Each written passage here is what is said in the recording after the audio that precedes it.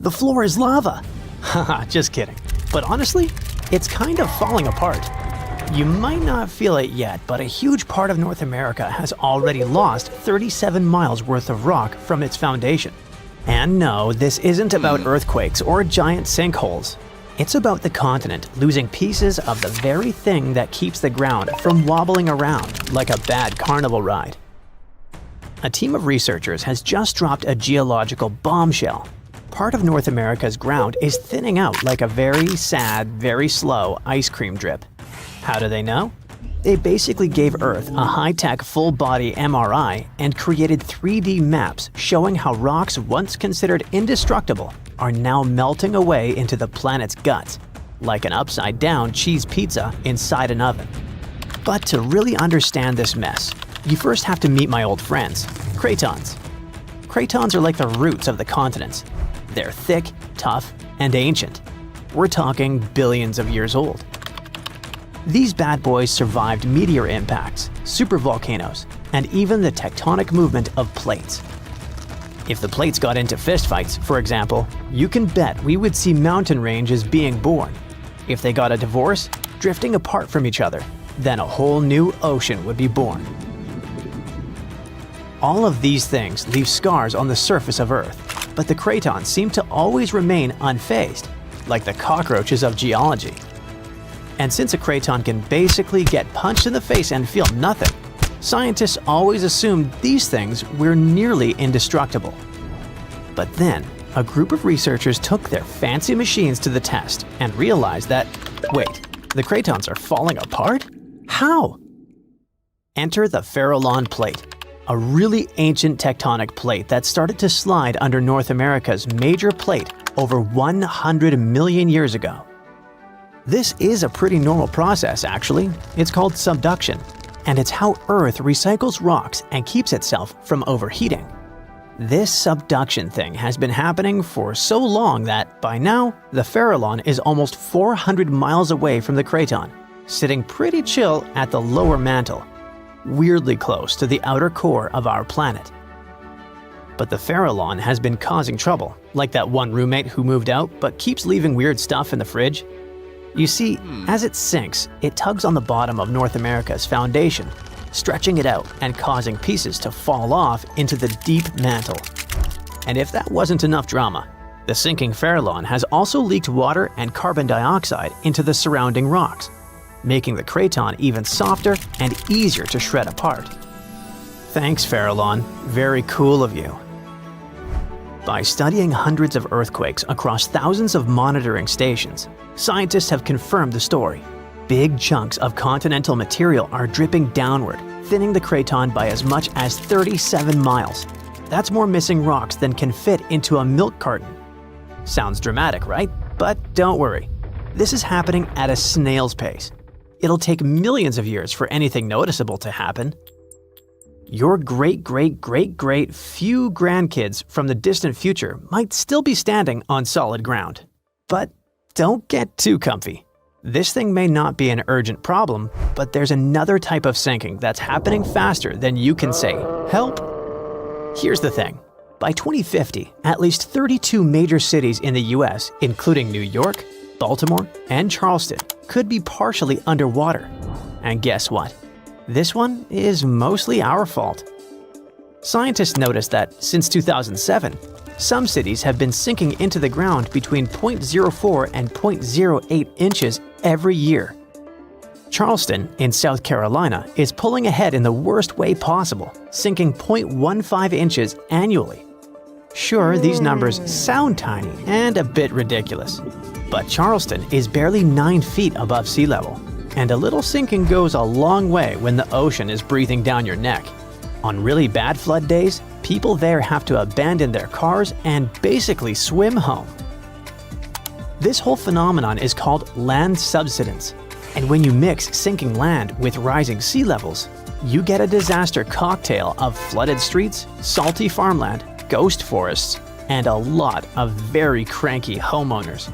And it doesn't stop with just homes. Infrastructure like bridges, roads, airports, and power plants, all things we rely on daily, are also at risk of serious damage. Flooded electrical grids and sunken highways could cause billions more in economic losses and create major safety hazards for communities. Now, let's be fair. Not everything is humanity's fault. Some of this trouble dates all the way back to the Ice Age. About 12,000 years ago, massive ice sheets covered the northern US. They were heavy, like seriously heavy. The weight pushed the land down, and when the ice melted, the ground didn't just pop back up like a trampoline. Instead, it started playing a weird game of geological seesaw. The places that were squished started rising, and the places that weren't got pulled down. This whole process, called glacial isostatic adjustment, try to say that 3 times fast. But of course, humans found a way to make it worse. Groundwater extraction is a major culprit. Think of it like pulling the stuff out of the mattress. After a while, the whole thing just sags. In places like California's Central Valley, the land is dropping by up to 8 inches a year because we keep pumping out water during droughts. In cities like New York, the problem isn't just water. Skyscrapers themselves are making it worse. Yep, turns out if you stack millions of tons of concrete and steel onto soft ground, it tends to flatten. And in case you're wondering, the total mass of New York City's buildings is around 1.68 trillion pounds. That's about the same as 3.5 million statues of liberty piled up. With so much weight concentrated over a relatively small area, the underlying soils have no choice but to compress over time. And if you thought it couldn't get messier, think again. We've been building dams, which stop rivers from delivering fresh sediment to coastal areas. That sediment is kind of like Mother Nature's way of fluffing the ground back up. Without it, coastal lands are compacting like an old sponge. Plus, when wetlands are drained for agriculture or construction, the peaty soil dries out and collapses. Honestly, it's like the ground just can't catch a break. Scientists also noticed that the areas that used to be lush wetlands are now among the fastest sinking spots in the country, especially along the Gulf Coast. Louisiana, for example, is losing about a football field of land because of this mix of subsidence and rising seas. So what's the endgame here for us regular people who just want to live above sea level? Well, it's not looking great. Ghost forests, which are basically drowned woodlands, are popping up. Farmland is turning salty and unusable. And even sunny day flooding, where streets flood without any rain, is becoming a thing. Yikes! Meanwhile, over on the West Coast, California is not exactly winning either. San Francisco and Los Angeles are both sinking, which means that rising sea levels could hit them twice as hard and twice as fast. In some places, like the Palos Verdes Peninsula, the ground has been sinking so fast, people over there might as well live like moles. So, is America turning into the next Atlantis? Probably not next week, but without serious action, like cutting back on groundwater pumping and planning smarter cities, at least 500,000 people are in serious danger. And the housing damage could easily rack up a jaw-dropping $109 billion by 2050. In the end, while North America isn't about to sink like a poorly made souffle, it's definitely showing some cracks in the crust. So maybe let's ease up on groundwater pumping, rethink how and where we build, and invest a little more in keeping our feet dry. After all, if the floor really does become lava someday, we're gonna wish we had at least fixed the leaks first. Frankenstein, unreasonably cold weather, and tons of lava. What do these things have in common? They all trace their origins back to Mount Tambora. This volcano in Indonesia had such a massive impact that the aftermath could be felt in Switzerland even a year later. And these spots are thousands of miles apart. Soon, we might be facing something similar again. Stick around, because I'm about to reveal the exact spot where the next eruption is expected to happen in 2025. Back in 1815, Mount Tambora erupted with unprecedented force, sending a colossal cloud of fine particles into the atmosphere. This cloud reflected sunlight, leading to global cooling and even the year without a summer in 1816. Temperatures plummeted, crops failed, and families worldwide faced food shortages, compounded by various health issues. Fun fact: Frankenstein appeared because of abnormally cold weather in the summer of 1816. The author got stuck indoors in Switzerland and wrote this story to pass the time. But that is the only positive aftermath. In England and Ireland, people struggled to find food. The crops were too bad that year, and this year without summer cost them lives, all because of the eruption in Indonesia. While many other volcanoes have erupted since then, none have had consequences as dramatic as Tambora. However, climate professor Marcus Stoffel from the University of Geneva believes potential serious eruptions aren't just a matter of luck, it's only a matter of time. So it's up to us.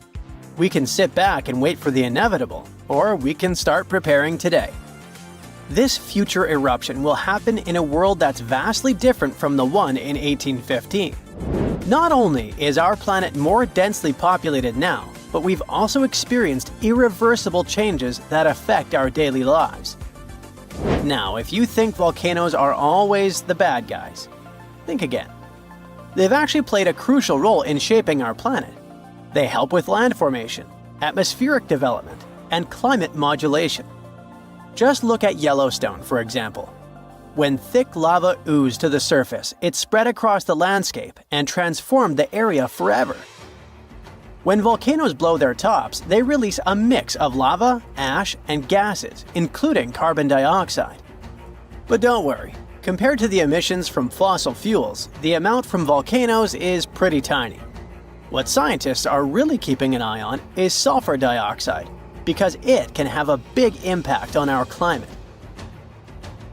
When a major volcanic eruption happens, it can send sulfur dioxide soaring into the stratosphere, which is about 7 miles up in the atmosphere.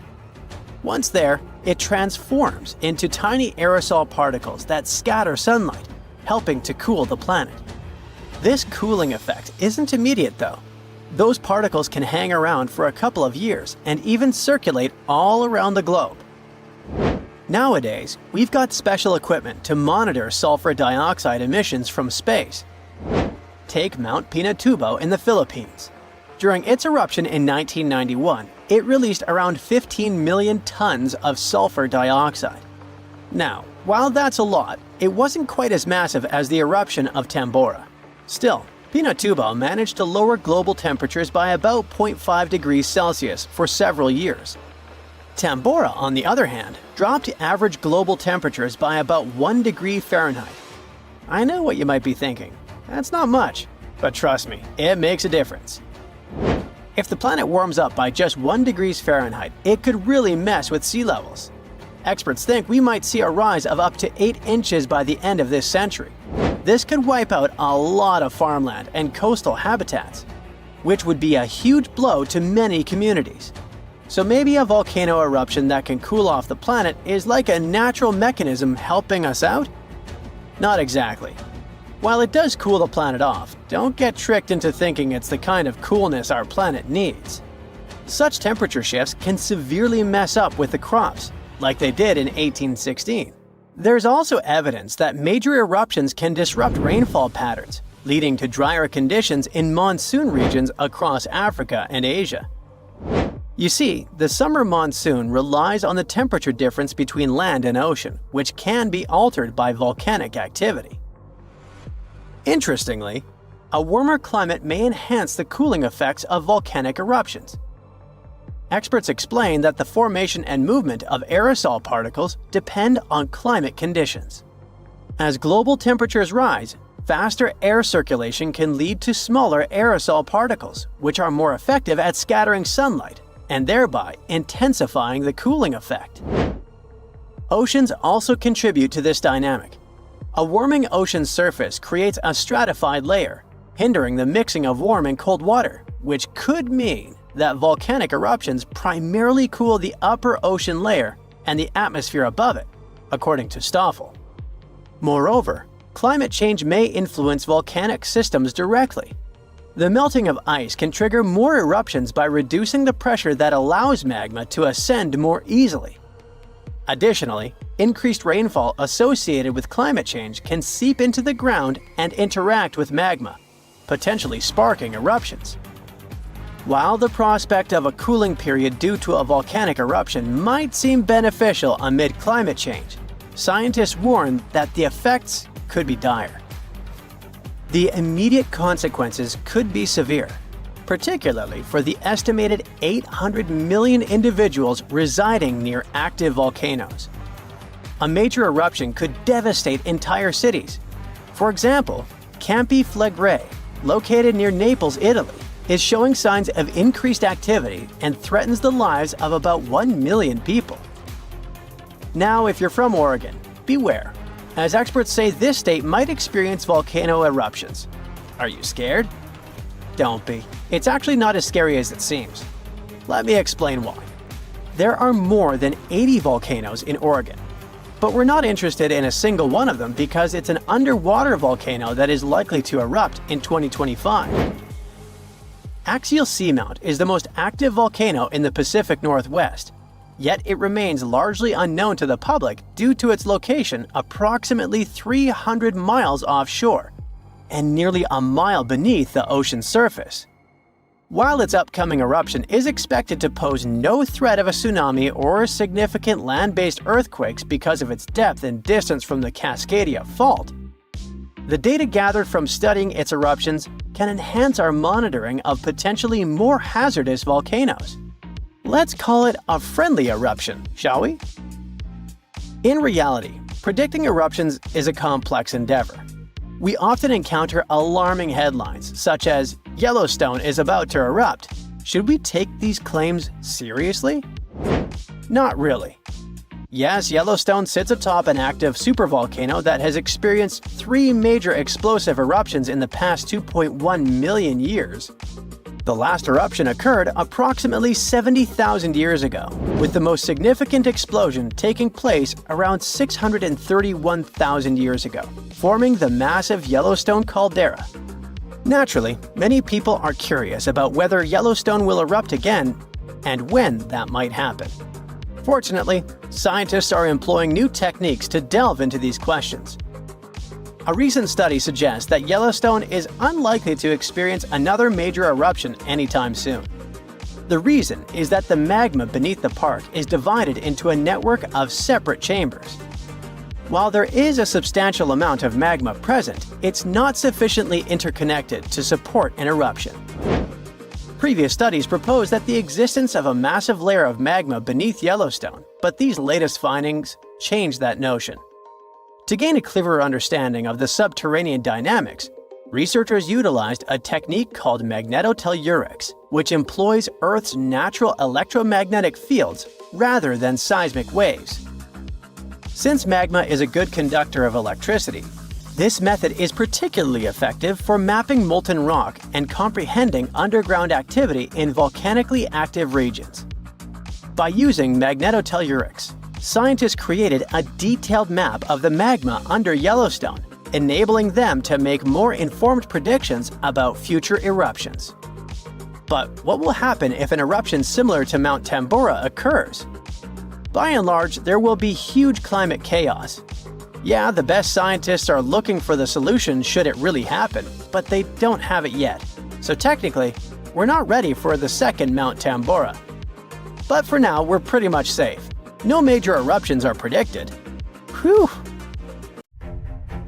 The latest super eruption of Yellowstone occurred 640,000 years ago, and it was long before Homo sapiens saw the light of day.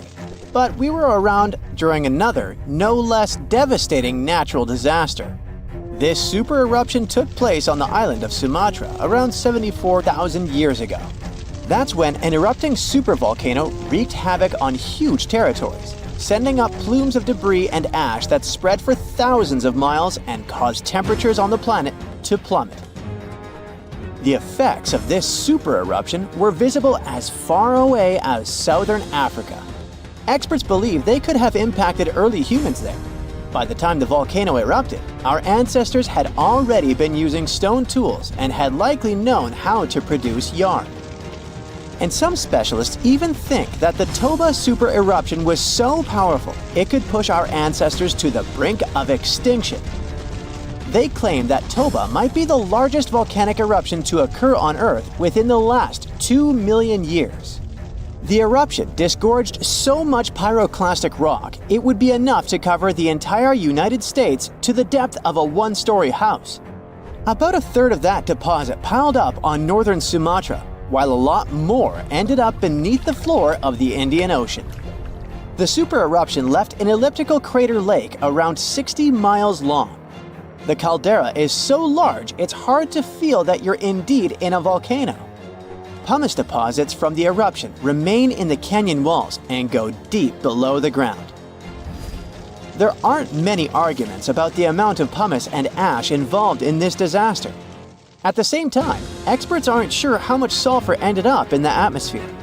Even some sulfur layers in the polar ice could be potential candidates, but so far, scientists haven't found any connection between them and Toba. But let's get back to the dramatic impact the super eruption had on early humans. It turns out some not only survived but even thrived after this natural catastrophe, at least judging by the artifacts they made during and after the eruption.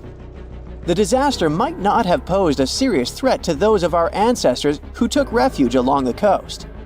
Genetic evidence hints that modern humans descend from a few thousand people that ventured out of Africa around 60,000 years ago. Why just a few thousand? According to some experts, the rest of our ancestors could have been devastated by the Toba eruption. After all, the supervolcano spewed out 1,000 cubic miles of dust and rock in a flash, leaving a scar in the ground that was dozens of miles wide. All that dust and sulfur Toba sent into the atmosphere potentially cooled the surface of our planet, which led to the appearance of glaciers and the lowering of Earth's sea levels. And since Toba might have had an important role in shaping humankind, scientists have been working hard trying to understand precisely how early humans reacted to this disaster. In 2011, several researchers found an enigmatic soil sample in South Africa's Pinnacle Point, an archaeological site overlooking the Indian Ocean. This sample contained some volcanic ash. After examining the layer, they found more than 400,000 artifacts left by early humans. Those ranged from heat-treated stone tools to signs of fire and animal bones. Based on this finding, the team suggested that early humans on the South African coast thrived after the eruption, living in that area for thousands of years and improving their tools. The region might have served as a refuge during and after the Toba eruption. A 2009 study suggested that the eruption could have lowered global temperatures by 14 degrees Fahrenheit. It would have made survival tough elsewhere in Africa. If there had been a volcanic winter, it wouldn't have been as cold along the coastline. On the other hand, newer studies claim that Toba spewed out so much sulfur into the atmosphere that the resulting aerosols could have stuck together, which would have limited their cooling effect in the long term. In other words, right after the eruption, temperatures would have plummeted, but only in some regions. And after 3 years or so, the effects of the eruptions would have calmed down altogether, becoming not dangerous to humans. Well, apparently, more research is needed. Meanwhile, let's figure out if we should watch out for any volcanoes these days. Last year, thousands of small earthquakes shook the ground near Iceland's Svartsengi geothermal power plant. Magma rose to the surface there, and now it has opened wide fractures slicing through the small town of Grindavik. The ground there is still swelling, and an eruption might happen with little notice. But of course, that's not all. Over the planet, 45 other volcanoes keep rumbling. For example, Italy's Vesuvius, that infamous thing that finished the city of Pompeii in 79 CE. Over the last 17,000 years, the volcano has experienced 8 explosive eruptions, followed by powerful pyroclastic flows, dense masses of super hot ash, lava fragments, and gases flowing at high speeds. The volcano's last eruption happened in 1944. Mount Rainier is one of the most dangerous volcanoes in the USA. Its high elevation, chemical composition, and proximity to Washington's Seattle and Tacoma suburbs, and the volcano's ability to produce massive pyroclastic flows make Mount Rainier a threat to consider. The heat from this volcano could potentially melt the ice and snow covering it, leading to rapid downstream flows of debris, mud, and rocks. The Novarupta volcano in Alaska's Katmai National Park and Reserve formed in a 1912 eruption, which was the world's largest in the 20th century. The volcano sent almost 7 cubic miles of ash and debris into the air. It also produced such a powerful ash flow that it created the Valley of 10,000 Smokes. Mount Pinatubo is located in a populated region in the Philippines. It became notorious after a 1991 massive eruption, which was the second largest eruption of the 20th century. More than 700 people lost their lives during that natural disaster. Today, more than 21 million people live within 62 miles of Pinatubo. Mount Agun, a continuously erupting volcano in Indonesia, had its last major eruption in 1963. It was one of the most tragic eruptions in the country's history. It lasted for 11 months, producing ashfall and pyroclastic flows that led to the loss of more than 1,000 lives and serious property damage. People saw ash plumes above the volcano throughout 2018, following the eruption in November 2017. Japan's Mount Fuji hasn't erupted since 1707. That year, a massive earthquake likely set it off. In 2014, experts warned that Fuji could be at risk of another eruption following the 9-magnitude earthquake that shook Japan in 2011. Experts believed the earthquake had raised pressure below Fuji. The eruption in 1707 sent so much ash and debris into the air that all this mass even reached Tokyo. Should Fuji erupt again, it would affect more than 25 million people in the surrounding areas. The eruption of Washington's Mount St. Helens in 1980 was one of the most destructive volcanic events in U.S. history. 57 people, as well as thousands of animals, lost their lives during that natural disaster. The eruption also destroyed around 200 square miles of forest. Experts think that Mount St. Helens' history of massive eruptions means that future catastrophes are bound to happen. The next explosive eruption might send large amounts of ash all over the Pacific Northwest. No wonder the volcano is under close monitoring. One of Indonesia's most active volcanoes, Mount Merapi, has been erupting for centuries. NASA claims that the biggest risk of this volcano is pyroclastic flows, which can spread over vast areas and harm loads of people. For the last time, Merapi erupted in January 2024, sending plumes of smoke into the air. These days, more than 24 million people live in the area surrounding this volcano. So this huge volcano, everyone thought to be extinct, woke up and spat out a black ash cloud 50 miles high. That's about 9 times as tall as Mount Everest. Located in what is now Indonesia, the powerful Krakatoa had caused huge tsunamis that rocked over ships as far away as South Africa. It also changed the temperatures around the world for several years. The volcanic island of Krakatoa in the Sunda Strait was likely born thanks to another major eruption several centuries ago. It hadn't erupted for at least 200 years before 1883.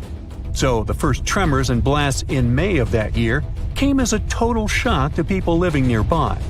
Then ships sailing through the busy water passage started reporting clouds of ash above the volcano. It went quiet again for a while, but they could still see ash above it. The eruption culminated at the end of August. It was so powerful that it shattered the island into fragments.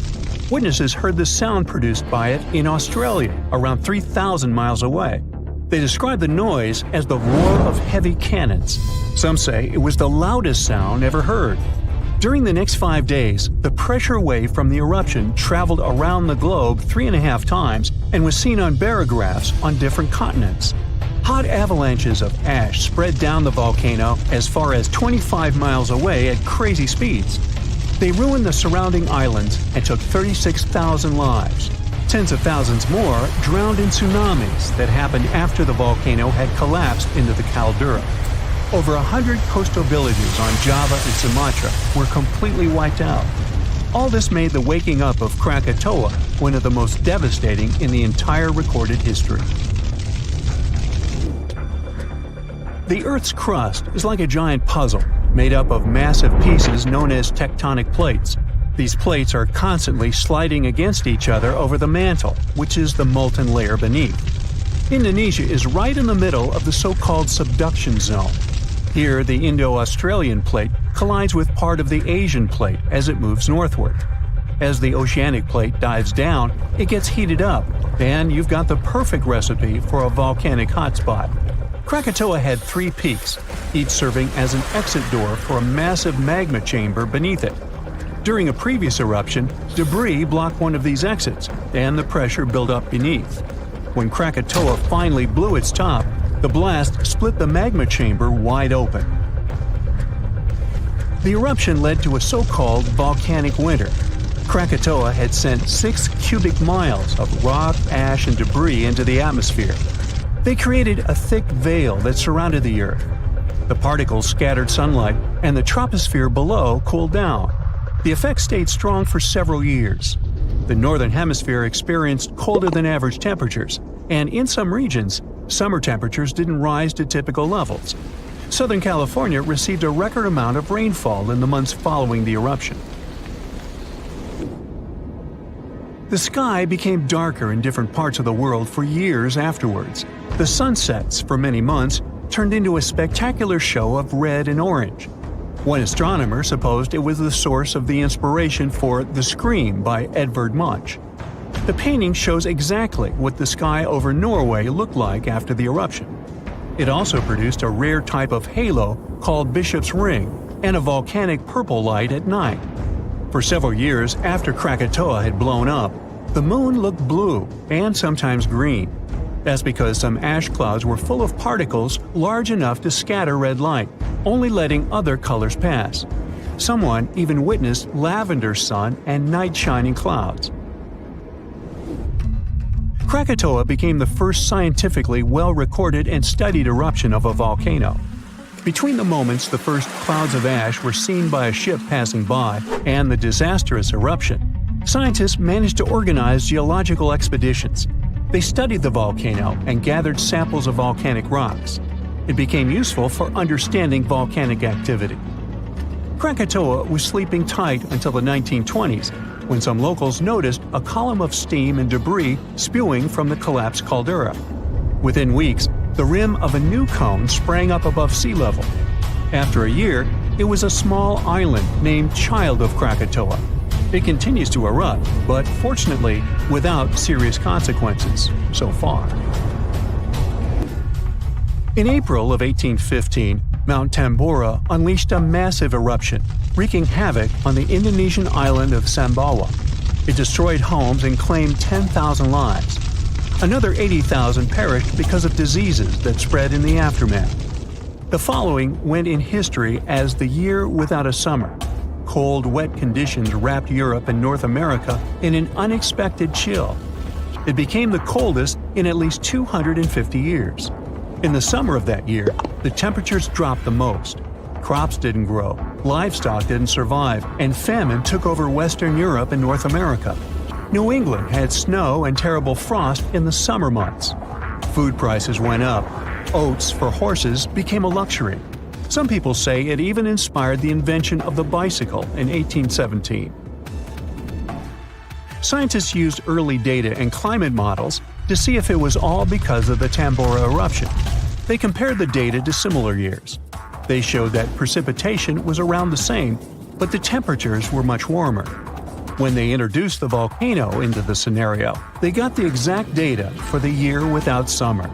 They say that a powerful volcanic eruption like that one increases the likelihood of extreme cold by up to 100 times. The explosion of the Toba supervolcano on the island of Sumatra around 74,000 years ago became the Earth's largest volcanic eruption in 28 million years. Parts of Indonesia, India, and a slice of the Indian Ocean got a cozy blanket made up of 6 inches of volcanic debris. It spat out a volume of rock comparable to almost 3 million Empire State Buildings. The crater it had left behind is still seen from space. All the ash and volcanic gases that sprang into the atmosphere because of the eruption partially blocked the sunlight. A severe volcanic winter began and lasted for 6 to 10 years. Some anthropologists see a connection between the Toba eruption and how limited modern humans are when it comes to genetic variety. Around 74,000 years ago, exactly when the Toba erupted, there was a population nosedive. That's why all modern humans trace their roots back to a tiny group of survivors. The Toba catastrophe theory proposes that most early humans in Europe and Asia didn't make it through the post-eruption climate chaos. Instead, a lucky, genetically limited bunch found their safe haven in Africa. But archaeological and paleoclimate records disagree with this theory. Benjamin Black from Rutgers University and his team set out to crack the code and discovered a hidden paradox. Maybe we were peering through the wrong climate lens. They ran 42 different climate model simulations, varying the magnitude of volcanic emissions, time of year of the eruption, background climate state, and eruption column height to see what climate disruptions the Toba eruption might have caused. There was a significant drop in temperatures in the northern hemisphere in the first year after the event, up to 18 degrees Fahrenheit. The southern hemisphere, where the early humans were settling, didn't go through a rough cooling that could have affected them all. The most significant eruptions that can seriously change the world's climatic patterns come from supervolcanoes like Yellowstone or Mount Toba. Luckily, these erupt very rarely, about every 100,000 years or more. Still, climate scientists study volcanic eruptions to understand and explain short periods of cooling in the history of our planet. Every few decades or so, a volcanic eruption lets out a substantial number of particles and gases. Some of them will block enough sunlight to start a brief global cooling period. Nothing like the real volcanic winter, but still felt across the globe. The ground suddenly starts shaking. Clouds of gas start forming in the sky, making it dark during broad daylight. Bits of the ground start swelling, lifting, and even collapsing. These are the telltale signs of a volcano that is bound to erupt. And this is what could easily happen again with Mount Spur. It's only about 75 miles from Anchorage, one of Alaska's busiest cities. More than half of the population of the northernmost state of the US live there. There's also a huge amount of air cargo that passes through its international airport daily. So anytime a volcano this close to such a vital hub begins to get restless, people start paying attention. Just FYI, approximately 350 million people in the world live within the danger range of an active volcano. That means that around 1 out of 20 people live in an area at risk of volcanic activity. Alaskans probably wish that Spur's reawakening was fiction, but it's actually true. The Alaska Volcano Observatory picked up on several of these "I'm about to erupt" signs from Mount Spur. So much so that they raised the alert level to yellow, which means unrest above normal background levels. Spur erupted twice in the 90s, and it was pretty intense. If we were ranking volcanic eruptions on a scale from 1 to 10, these eruptions would rank a 6 or 7. Not that terrible, but still worth 10 to 17 million in damages. However, these numbers are nothing compared to Alaska's 1988 Redoubt eruption, another volcano that erupted and summed up a staggering $345 million in damages. Mainly because its ashes hit aircraft engines, such as the KLM 747 that lost power after all its engines went off due to the ashes. If people weren't paying attention to Alaska's unstable geology before that, well, they surely started to after it. When you think of the hazards of volcanic activity, the first thing that might possibly pop in your mind is Pompeii, Italy. Of course, that's the worst-case scenario, a city being engulfed by lava. Spur may seem innocent compared to Vesuvio, but it still took its toll. The last time it erupted in the 90s, and it threw volcanic aerosols over 60,000 feet into the atmosphere. Let's get our science straight here. Think of volcanic aerosols like liquid particles that are released into the atmosphere during an eruption. These particles are usually created when gases from a volcano, such as sulfur dioxide, combine with water and other particles that exist in our atmosphere.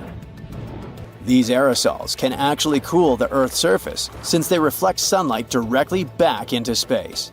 And that's not the worst part. It can stay in the atmosphere for several years after an eruption, causing lots of health issues.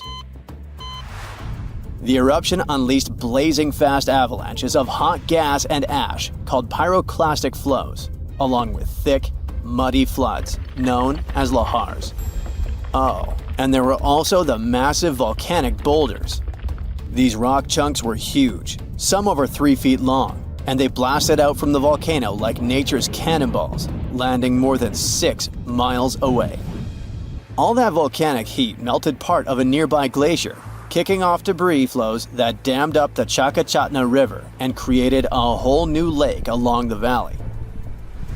Some good came out of Spur's first eruption, though.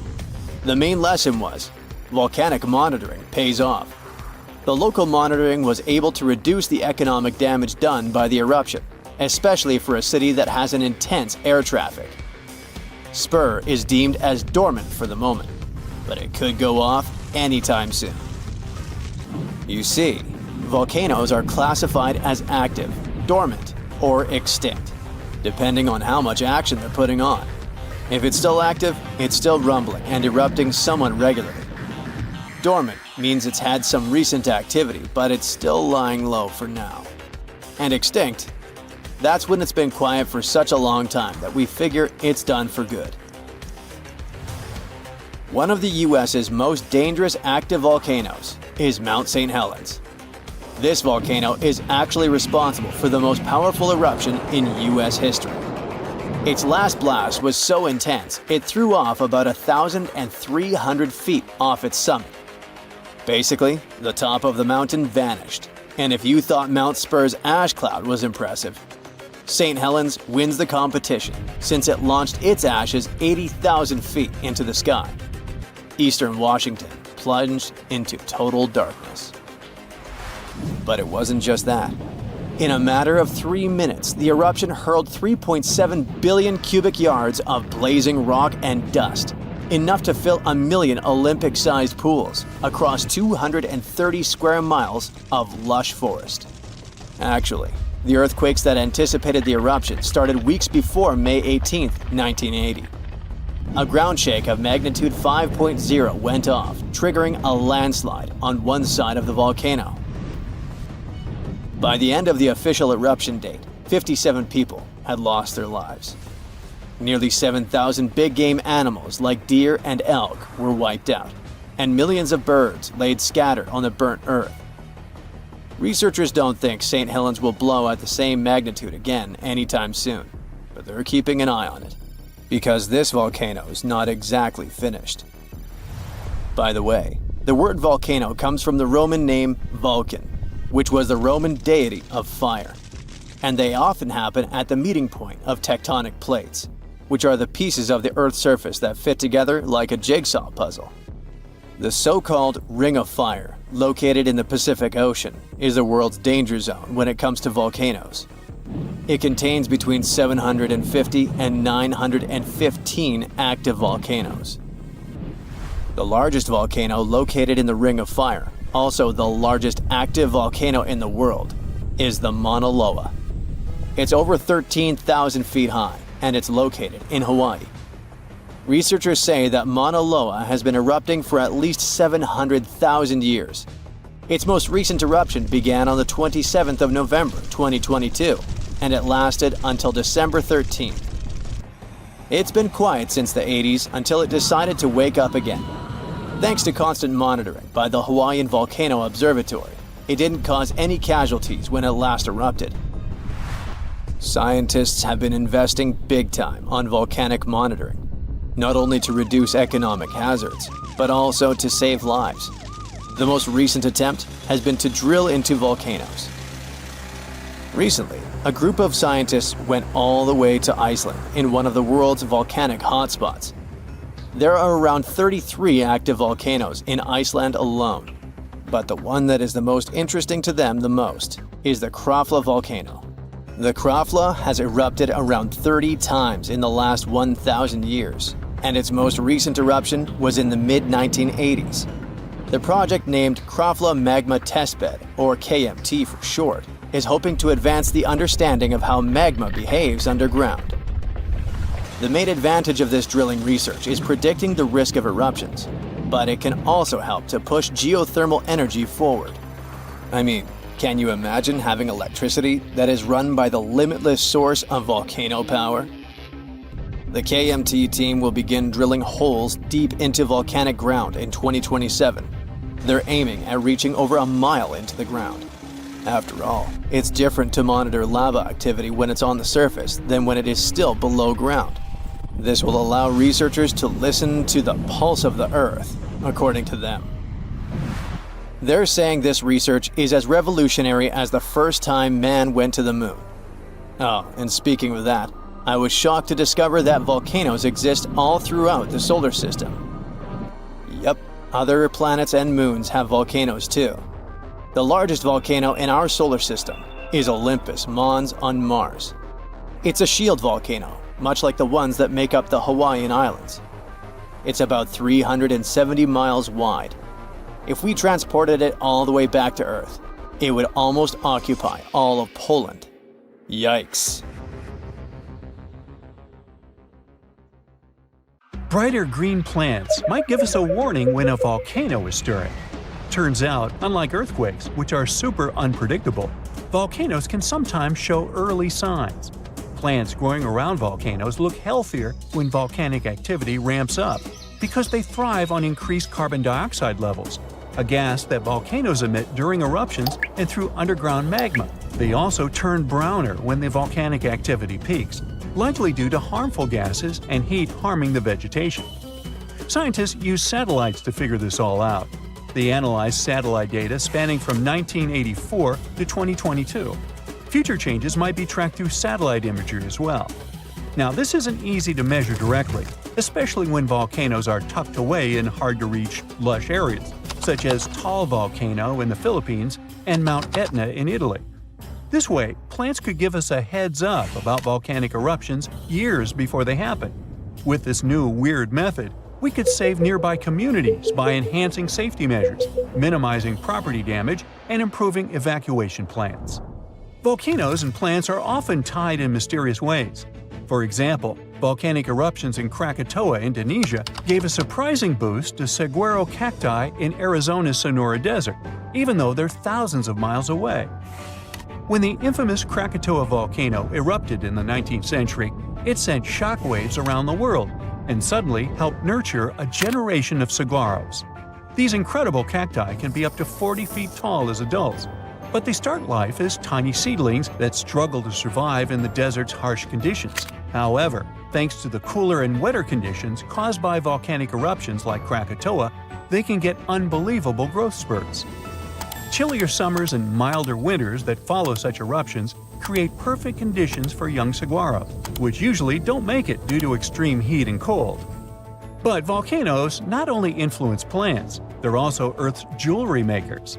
Deep beneath the surface, in the fiery heart of a volcano, conditions are just right to form dazzling gems. When volcanoes erupt, they can bring these treasures up to the surface. One of the most famous gems created by volcanic activity is the diamond. They're usually found in a rare type of volcanic rock called kimberlite, which forms deep within the Earth under extreme pressure and temperature. Millions of years ago, kimberlite eruptions, small but powerful volcanic events, hauled diamonds from deep within the Earth. This created sources for many of today's diamond mines. Now, these eruptions didn't happen just anywhere, but originated from the stable hearts of continents, known as cratons. They were bursting forth from as deep as 75 miles underground. Fueled by a mix of carbon dioxide and water, they were like natural rockets, blasting through the Earth to form carrot-shaped channels filled with diamond-laden rocks. Recently, scientists have delved into why these eruptions happen. They suggested that the breakup of ancient supercontinents like Pangaea disrupted the mantle's flow underneath, triggering these spectacular kimberlite eruptions. When a volcano that hosts kimberlite erupts, it can propel these precious stones toward the surface, where we eventually find them.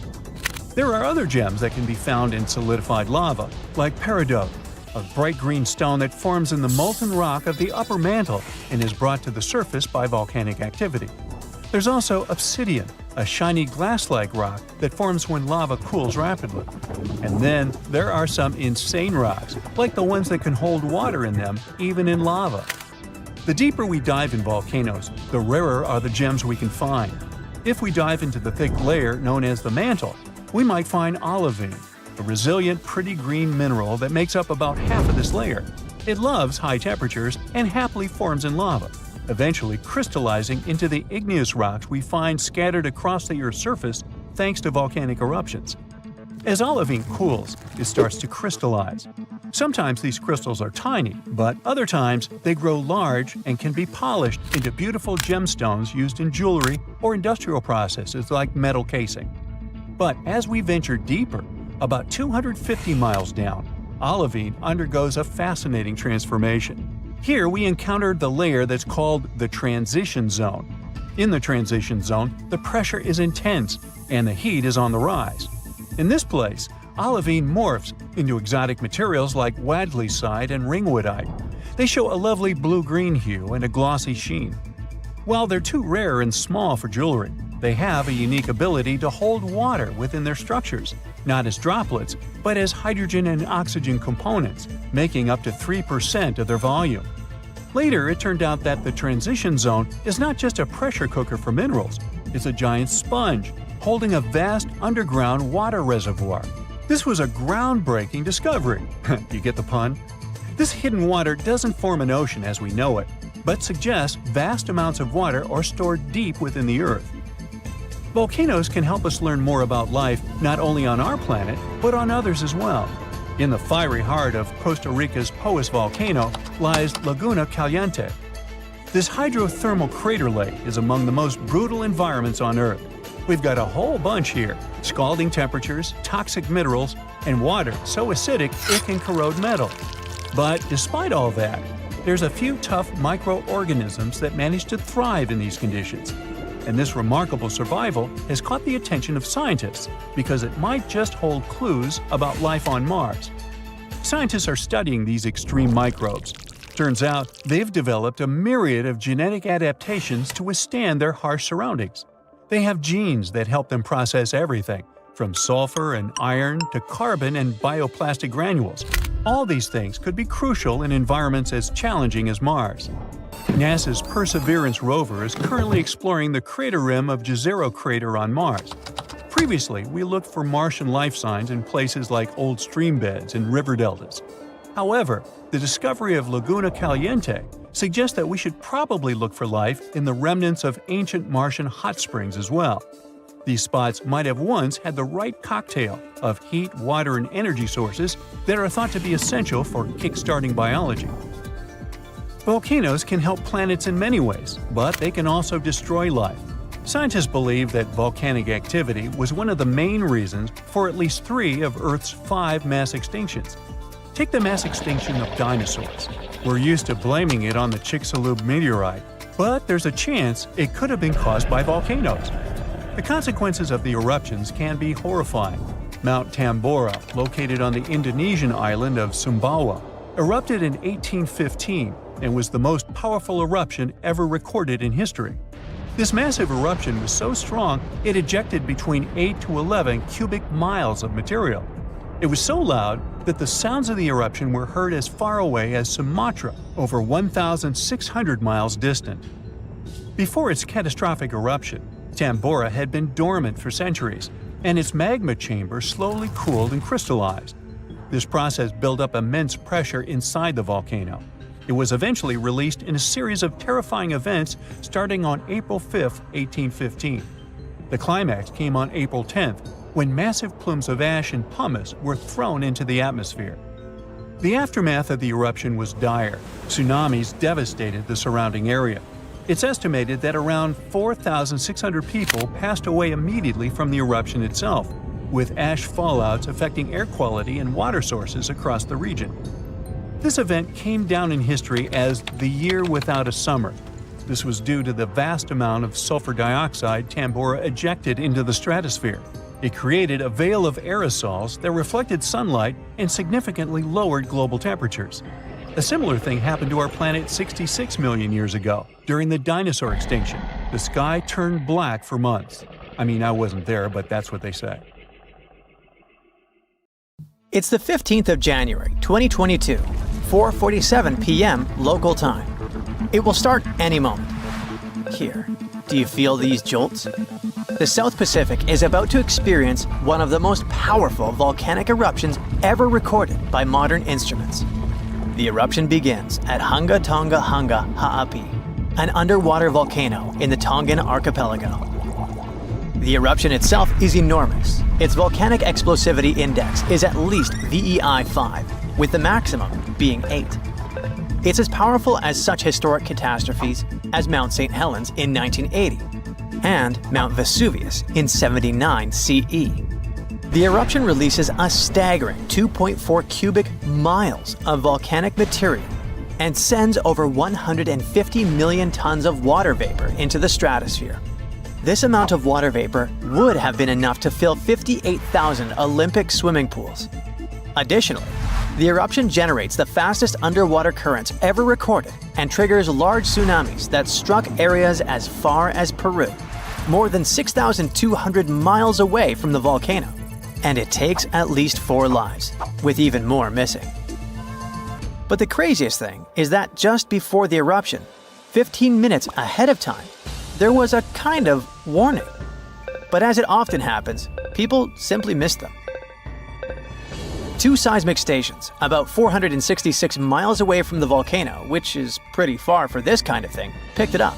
They figured out it was a Rayleigh wave, which is a type of seismic wave that moves along Earth's surface. This wave was caused by a fracture in the ocean floor, where magma and seawater started to interact under a lot of pressure. That's likely what triggered the eruption. The crazy thing is that normally, volcanic seismic signals are pretty small and can only be detected close to the volcano. But this Rayleigh wave traveled way farther than usual and was much stronger. It means there had to be a massive amount of movement going on beneath the surface before the eruption. While people on the ground didn't feel it, those distant sensors picked it up. And this discovery is great for identifying volcanic threats earlier in the future and for improving early warning systems. If scientists can detect these seismic precursors, they could give a heads up before an eruption happens. That would give people time to evacuate and reduce the chances of injuries or property damage, especially for underwater volcanoes like this one, which can also trigger fatal tsunamis. Now, the eruption was big, but its impact was mostly contained. However, this discovery underlines how important seismic data is for predicting and preparing for these disasters. Even though this precursor wasn't used to issue a warning during this eruption, the idea that we could use this kind of information in real time during future eruptions is really promising, especially for underwater eruptions, which apparently might give us more warning time than we thought. Even though we wouldn't have been able to hear that precursor warning signal, there is a sound so loud it could actually finish you. And while such sounds are incredibly rare, the loudest noise ever recorded was indeed fatal to those who were close enough. On 27 August 1883, the eruption of the Krakatoa volcano in Indonesia created the loudest noise ever measured. It's thought to have been an astonishing 310 decibels at the source. To put this in perspective, a hand drill produces the sound of 98 decibels. The noise produced by a jet engine measures 140 decibels. And the sound of 180 decibels is capable of destroying your hearing tissue. So, the sound Krakatoa produced reached more than 170 decibels at a distance of 100 miles. and sailors aboard a ship just 40 miles from the eruption had their eardrums burst from the sound.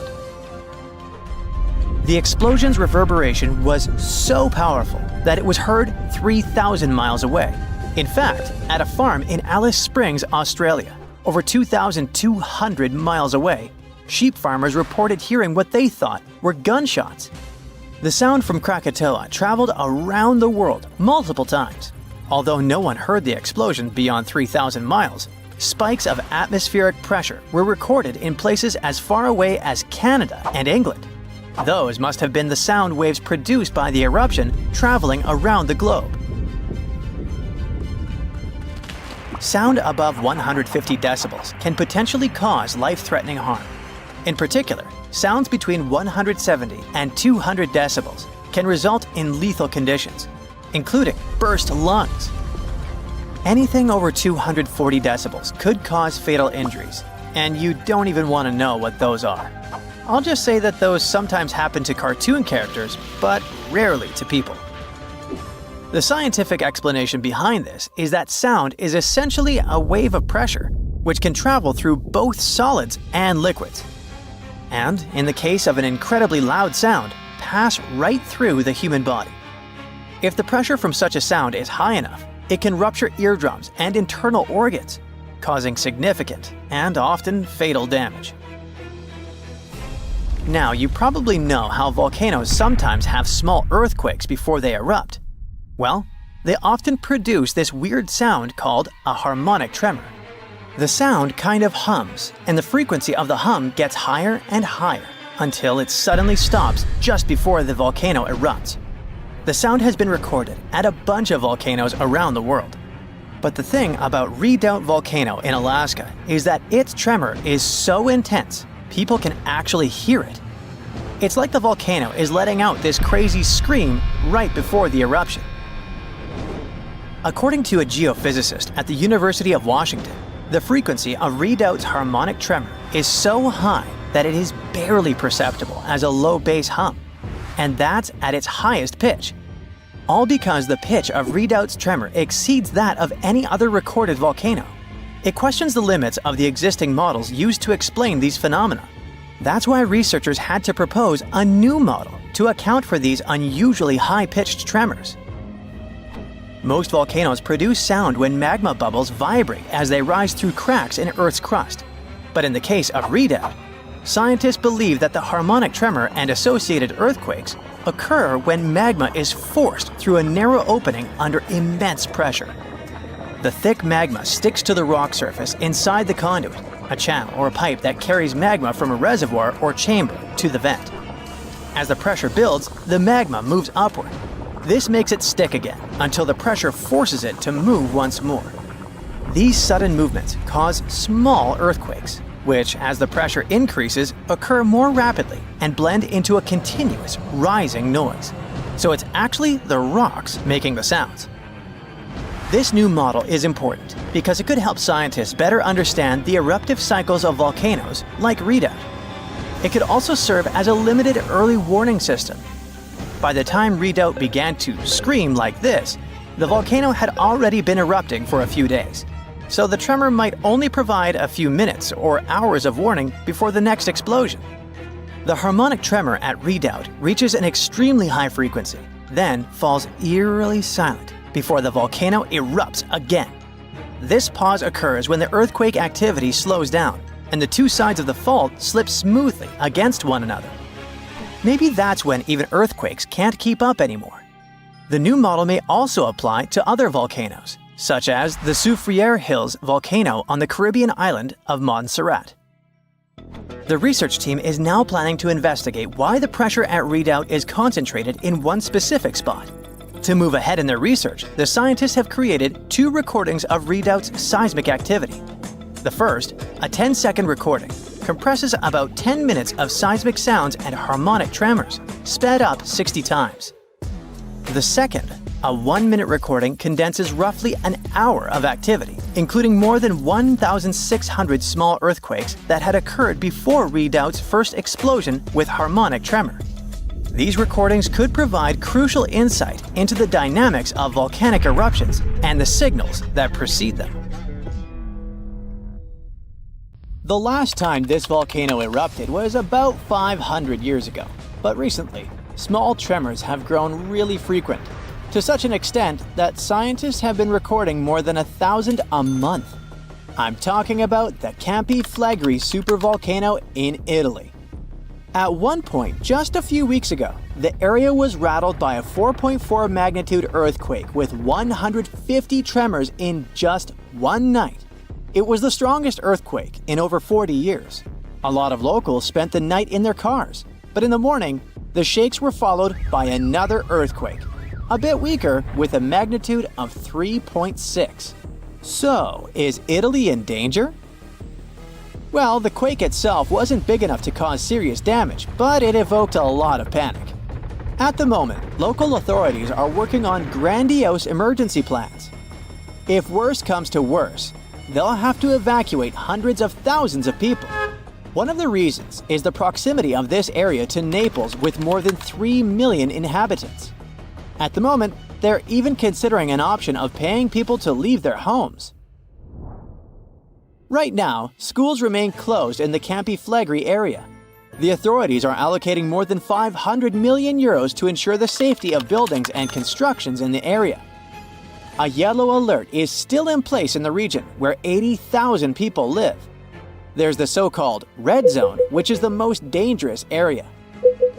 There are 1,250 houses in this red zone, and all of them will be at high seismic risk if an eruption begins. Plus, more than twice as many will be at medium risk. Italy is a country prone to seismic activity, and Pozzuoli is a densely populated area that is located on one of the most dangerous supervolcanoes in Europe.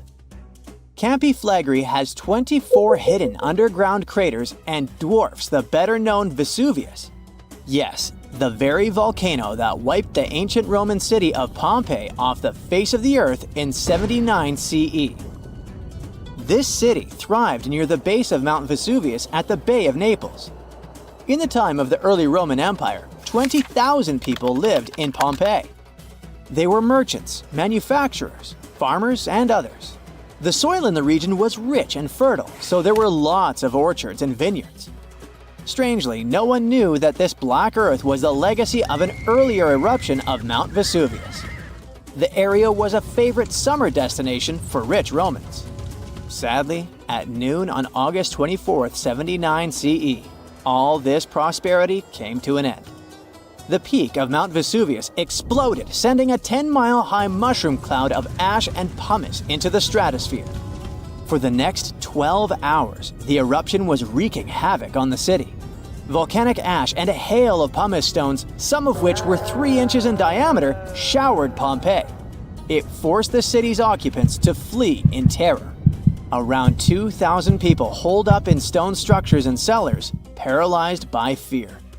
They hoped to wait out the eruption. Who knows? Maybe if they had decided to leave the city immediately after the beginning of the eruption, they would have had some chances to survive.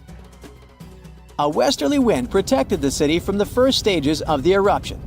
But soon, a giant cloud of hot ash and gas rushed down the western slope of Vesuvius. It engulfed the city, burning everything in its way. This disastrous cloud was followed by a flood of volcanic mud and rock, which completely buried the city. As if the volcano was making sure no one would survive, a cloud of toxic gas poured onto the city, finishing the lives of a few survivors on August 25th. A flow of rock and ash followed. It collapsed roofs and walls and turned the city into a giant cemetery.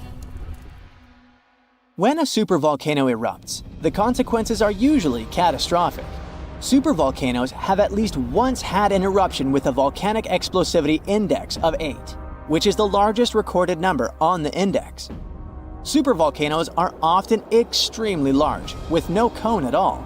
That's because they're typically the remains of gigantic magma chambers that once flared up, leaving behind a caldera. They're usually located over hotspots and appear when huge volumes of magma are trying to escape from deep underground. Eventually, they burst through Earth's surface. Sometimes, all this magma gets stuck, unable to break through the planet's crust. And then, Massive pools of pressurized magma gather at a depth of several miles. The pressure keeps growing because more and more magma is trying to get to the surface. At one point, a super eruption goes off. The most recent super eruption happened in New Zealand. Well, when I say recent, I meant around 26,500 years ago.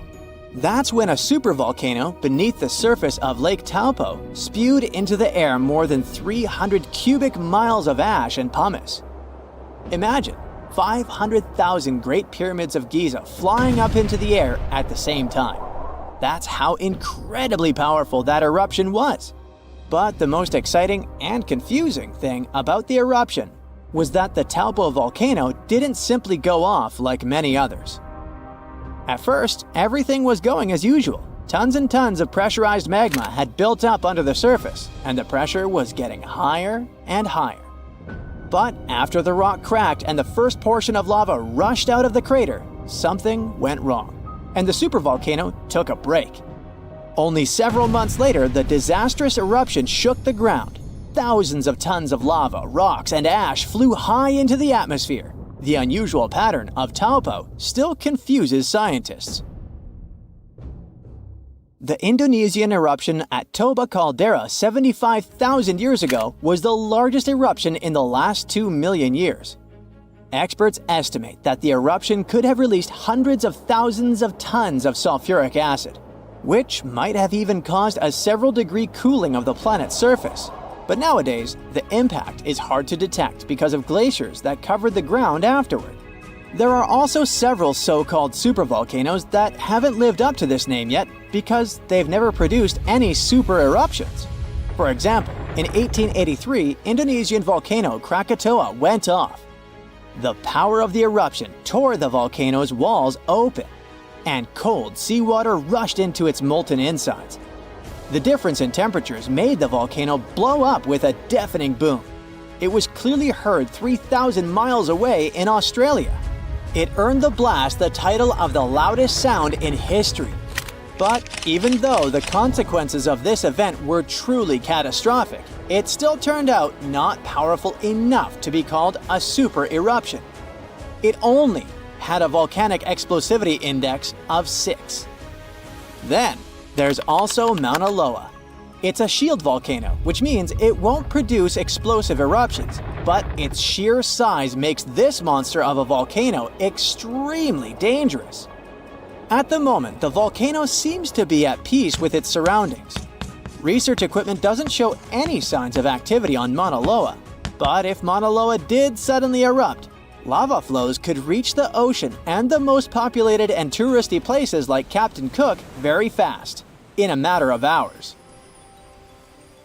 The last time the volcano erupted, lava got as far as the outskirts of Hilo on the other side of the island. That's where the University of Hawaii is located. Luckily, people had a few weeks' warning to get ready for the disaster. Over its recorded history, Mauna Loa has been erupting pretty regularly, almost every 6 years. On the bright side, big island volcanoes including Mauna Loa aren't really very volatile. That's because they're shield volcanoes. These volcanoes got such a name because they aren't really very high and resemble a warrior shield placed flat on the ground. Shield volcanoes are formed by very fluid lava. It travels way farther and forms much thinner flows than the lava erupted from a stratovolcano, which is conically shaped and tall, like the infamous Krakatoa in Indonesia. So, if Mauna Loa erupts, there probably won't be ash clouds or tons of debris. The most dangerous thing will be lava. Since Mauna Loa is a shield volcano, its lava is extremely fluid and voluminous, which allows it to flow far and fast.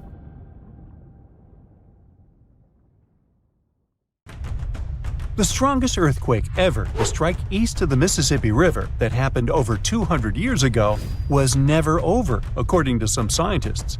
Most earthquakes last seconds to minutes, and the official record breaker so far is a silent one in Sumatra that was going on for 32 years. This slow slip event triggered a massive quake and a tsunami. So if it's true that the new Madrid earthquake is still sending aftershocks, we'll have a new top name for this sad list. The earthquake started in December of 1811 with a powerful quake in a sparsely populated part of northeast Arkansas.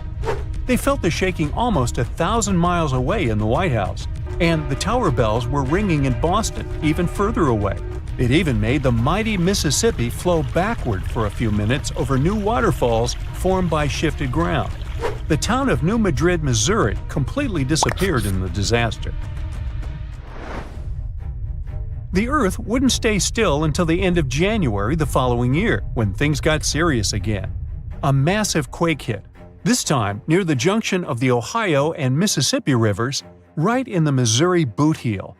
Geologists believe it was a rupture on the New Madrid Fault, putting even more strain on the nearby Reelfoot Fault.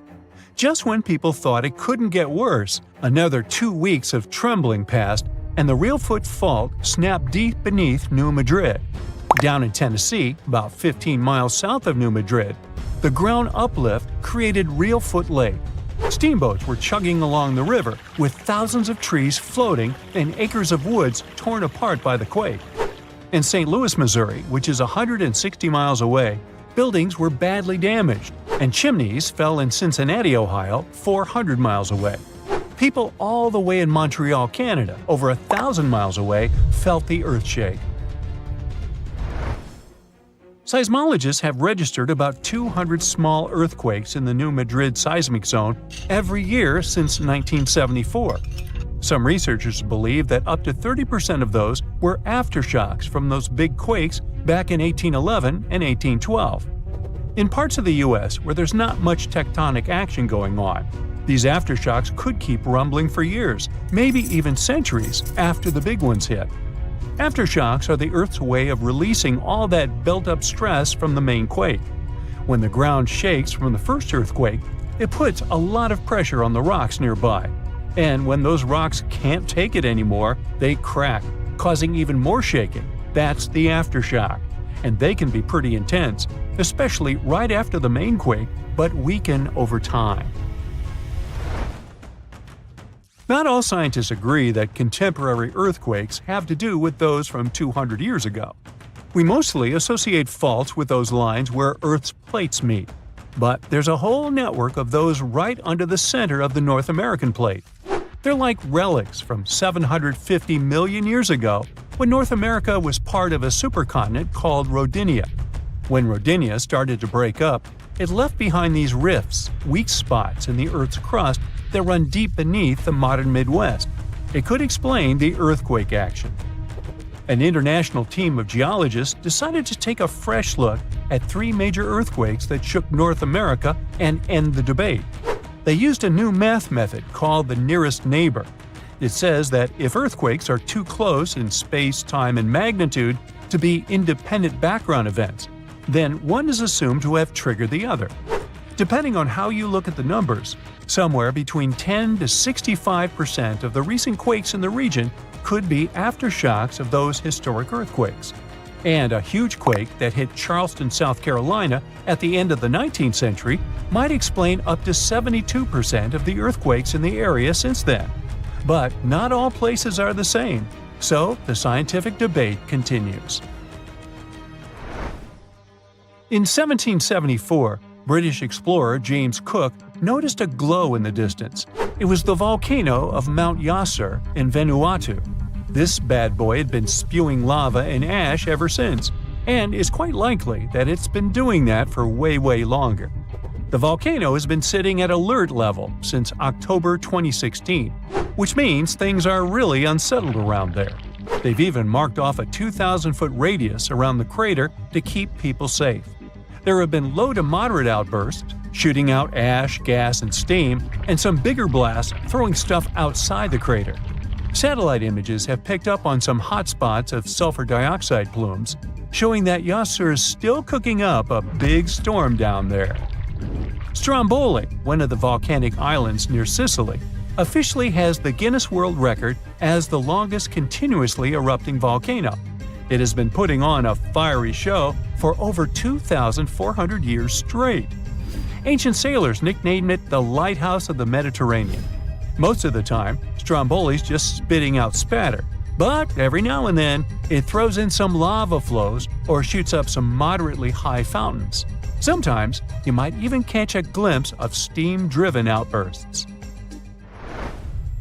Over 200 million years ago, the world went through a major makeover, with not one, not two, but 4 massive volcanic eruptions changing the game. It all happened in Rensselaer, a large chunk of island that used to be a supermassive volcano stretching across what's now British Columbia and Alaska. This volcanic activity might have helped dinosaurs grow from cat-sized critters into giants we saw in Jurassic Park. It kicked off a 2-million-year rainy season. It made the whole world hot and humid, and the dinos just loved it. Researchers dug deep into sediment layers beneath an ancient lake in China to uncover these secrets. They found traces of volcanic ash and mercury, clear signs of those epic eruptions. There were carbon signatures showing huge spikes in carbon dioxide levels, making the atmosphere toasty and the rain pouring down. It all happened in 4 separate pulses, each triggered by those monstrous volcanic blasts. There's a spot in a national park not too far away from Sydney, Australia, where a fire has been raging deep underground for at least 6,000 years. They call it Burning Mountain, and it's a coal seam fire, burning its way through a layer of coal beneath the Earth's surface. Once these underground fires start, they're pretty much impossible to put out. This ball of fire is up to 30 feet wide and extremely hot, but there's no flame, it's smoldering. The fire has been creeping along at a pace of about 3 feet per year. A local farmer first spotted it in the 19th century and thought it was a volcano.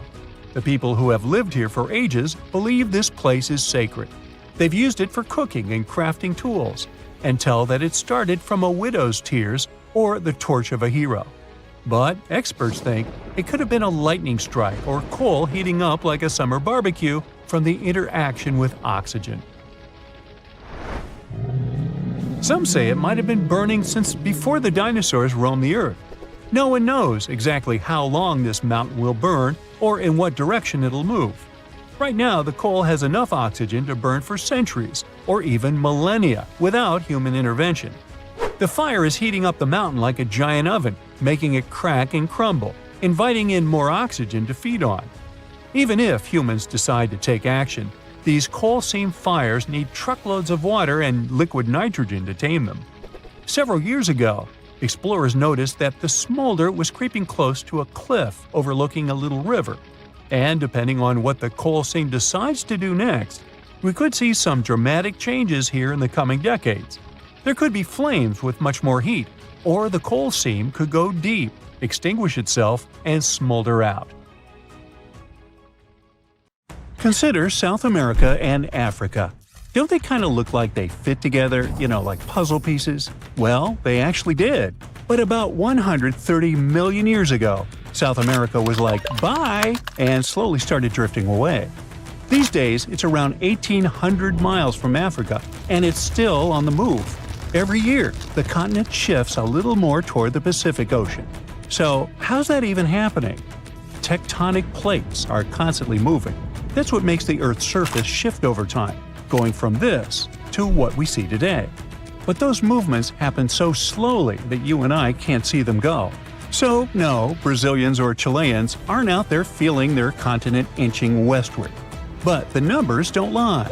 South America is moving, and apparently all it wants is to get as far away as possible from this massive underwater mountain range called the Mid-Atlantic Ridge. But what exactly is pushing the land toward the Pacific Ocean? It is the heat inside our planet.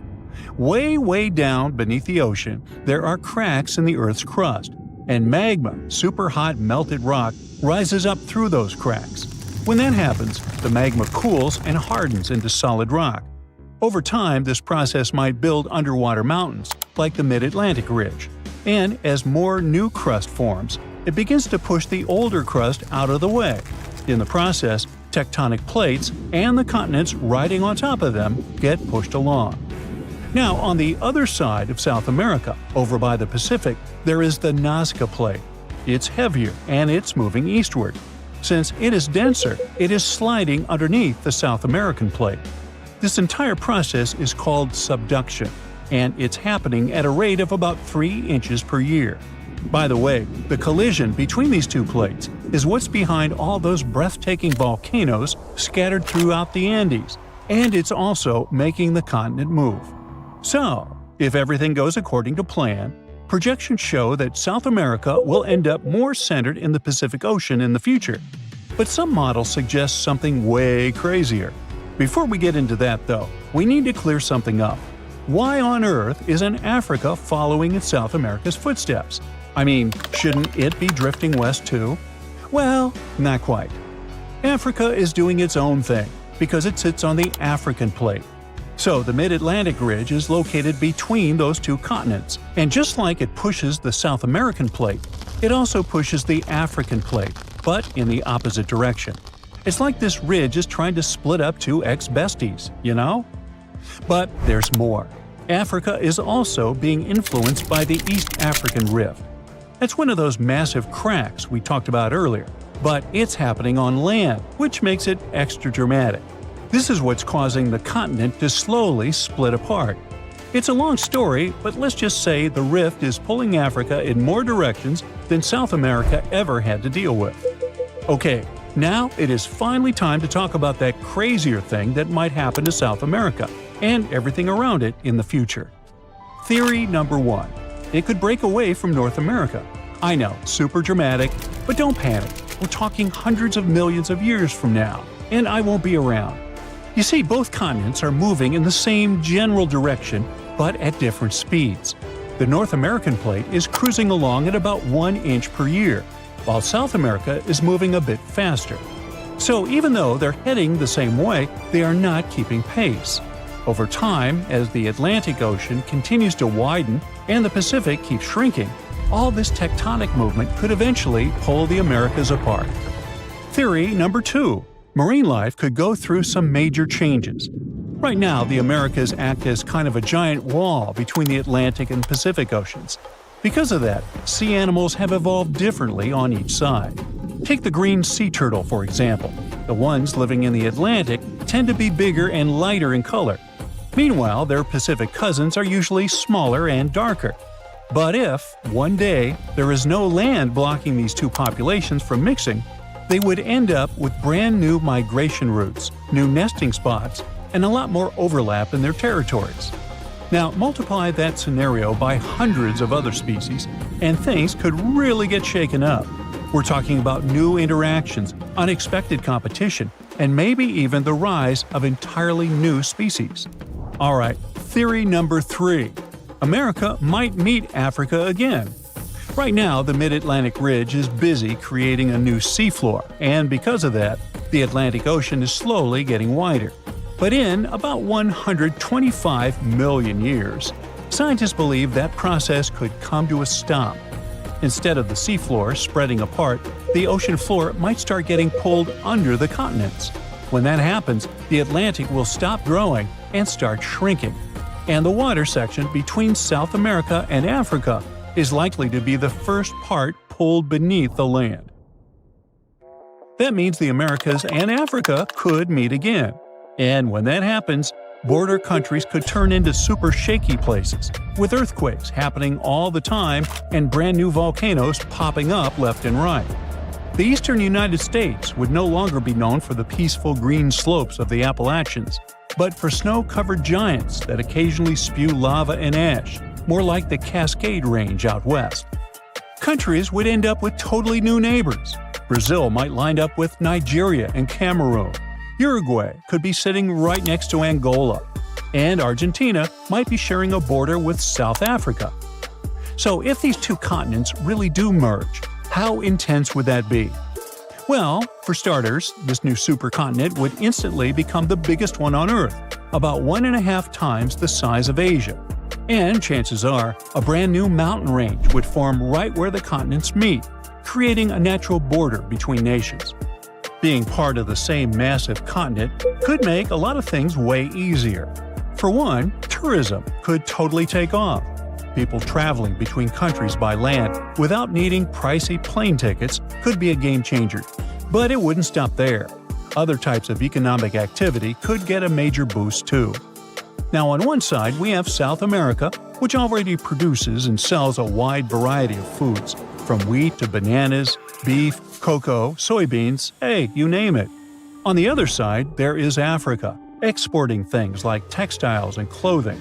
That alone would make them a super powerful bloc when it comes to trading raw goods.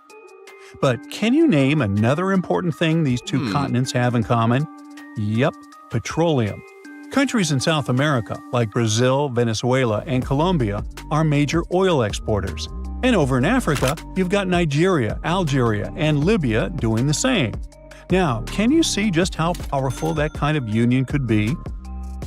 Meanwhile, let's talk about animals. These two massive lands coming together could lead us to wild meetups, like a capybara sharing space with a Nile crocodile, or a sloth seeing a hyena from the top of a tree. This could even lead to new animal hybrids showing up, like a tabby crocodile or a sloth hyena. Okay, those weren't the cleverest names, and honestly, these animals wouldn't be able to mate or even wouldn't want to. But you get the point, right?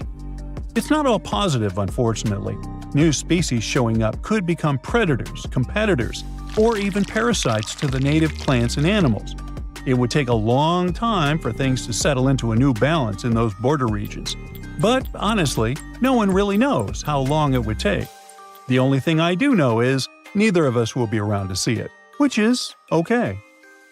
A magnitude 15 earthquake has the potential to completely destroy our planet and evaporate all the water in a matter of seconds, leaving Earth uninhabitable. Over 500,000 earthquakes happen annually, but none have a magnitude of 15. 90% of quakes occur in the terrifying Ring of Fire zone located around the Pacific Ocean. The ground there is like jello. It shakes almost constantly. The most powerful earthquake to have ever struck Earth had a magnitude of 9.5. That much power can lengthen or shorten the day.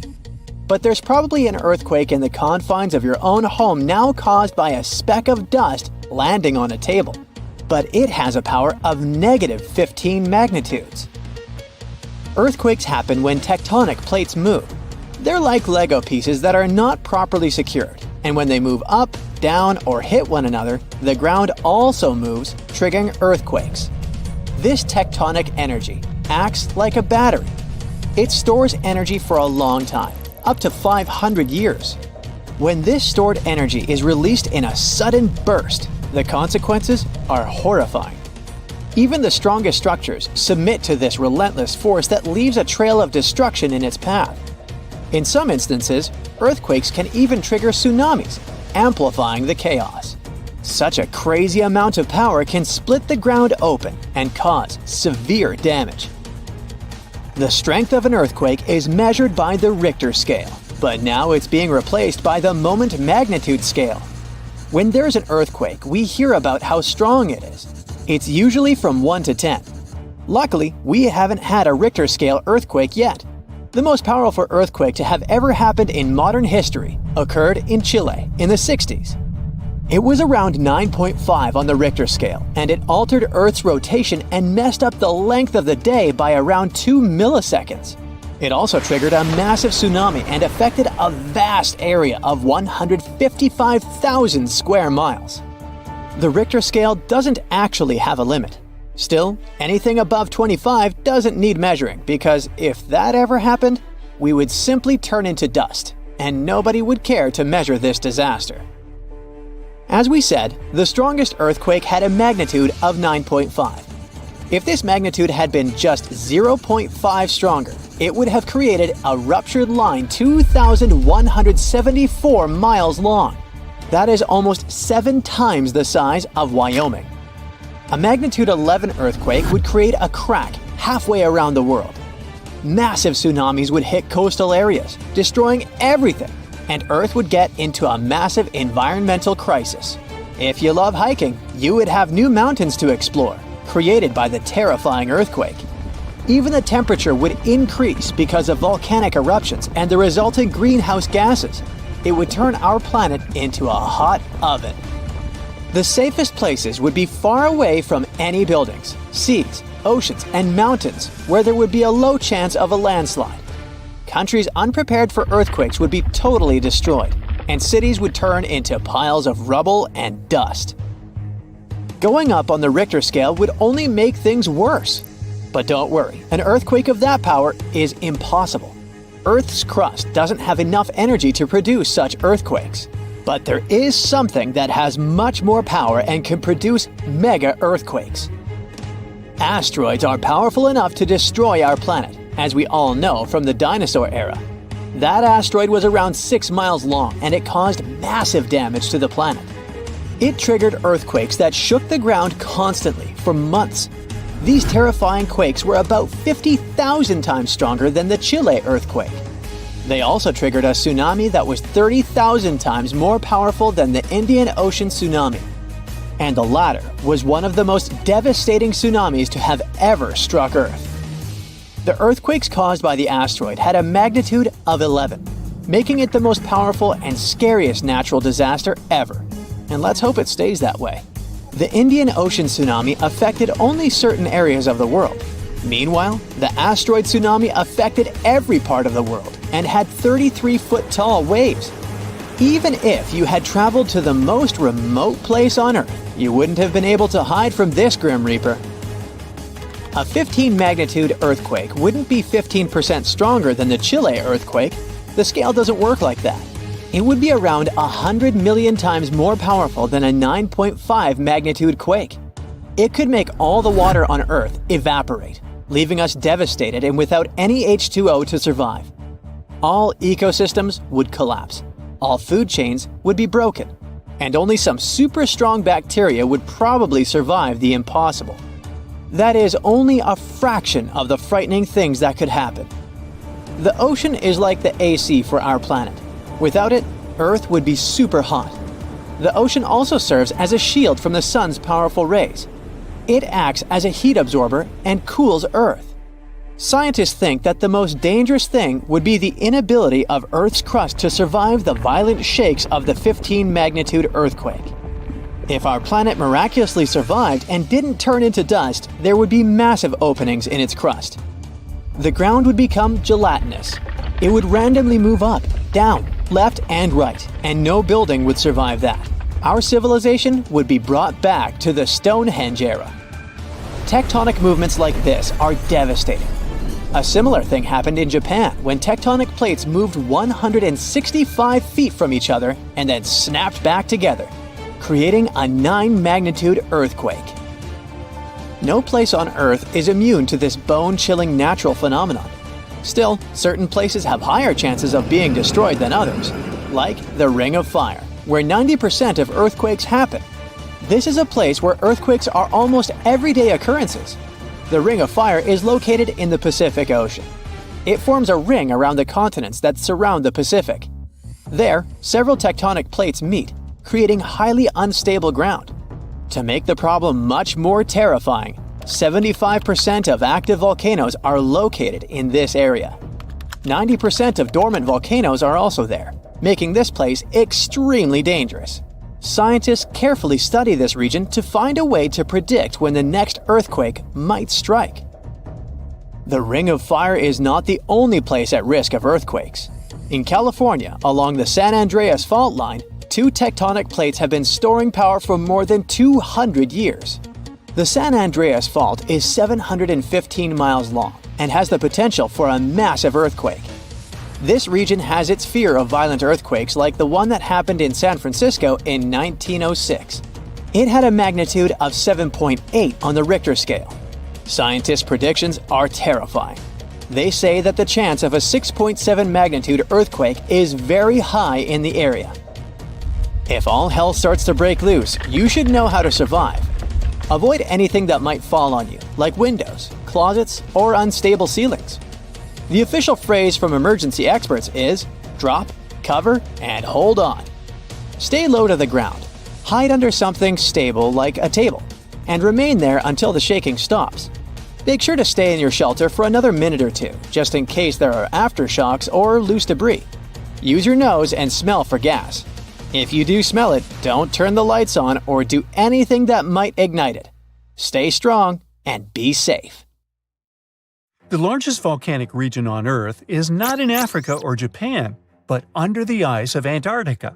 Scientists found 138 volcanoes in its western part, and if they decide to go wild, you'll surely notice it. They could melt huge amounts of ice that will move into the ocean, raise its level, and make our planet uninhabitable for humans. But before you pack your things to fly away to another planet, hear me out.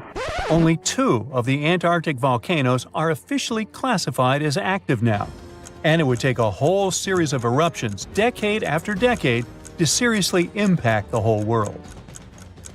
Mount Erebus, one of the 2 Antarctic volcanoes currently in action, proudly bears the title of the world's southernmost active one. It has been continuously erupting since at least 1972. It emits plumes of gas and steam and sometimes even spews out rocks, and scientists call it Strombolian eruptions. One of the coolest features is a lava lake in one of its summit craters, with molten material on the surface.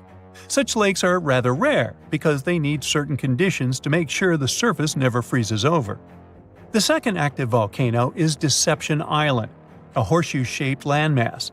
It is the caldera of an active volcano that last erupted over 50 years ago. Scientists who monitor it say it shouldn't go wild anytime soon. Antarctica also has plenty of fumaroles. Those are volcanic vents that release gases and vapors into the air. In the right conditions, they can spew out enough stuff to build fumarolic ice towers up to 10 feet tall. Scientists keep an eye on the Antarctic volcanoes with seismometers that detect when the Earth starts trembling from volcanic activity. Sometimes they also use more complicated tech, but it's all really challenging because of how far away this polar region is and how tricky it is to get there. That's why no one can predict when one of the continent's volcanoes that are now sleeping might erupt. We can guess what this waking up would look like if we analyze the events from nearly 20,000 years ago. So, shall we?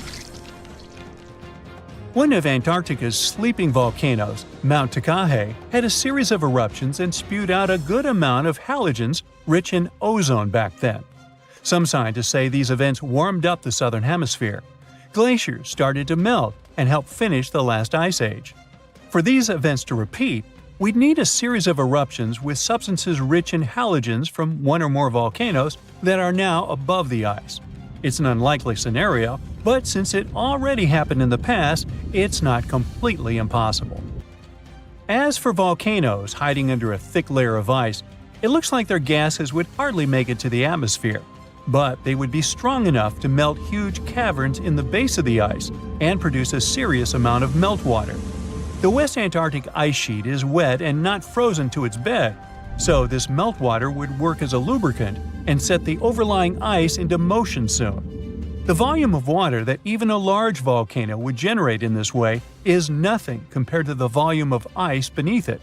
So, a single eruption wouldn't make a difference. But several volcanoes erupting close to or beneath any of the western Antarctica's big ice streams would. Those ice streams are rivers of ice that take most of the frozen water in Antarctica into the ocean. If they change their speed and bring unusual amounts of water into the ocean, its level will rise. As the ice would get thinner and thinner, there would be more and more new eruptions. Scientists call it a runaway effect. Something like that happened in Iceland. The number of volcanic eruptions went up when glaciers started to recede at the end of the last ice age.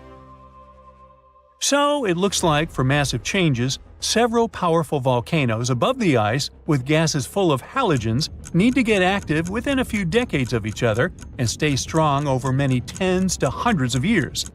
Antarctica stores around 80% of all the fresh water in the world, and if they melted all of it, global sea levels would rise by almost 200 feet. And then we'd have to look for a new planet to live on. But this again is an unlikely scenario.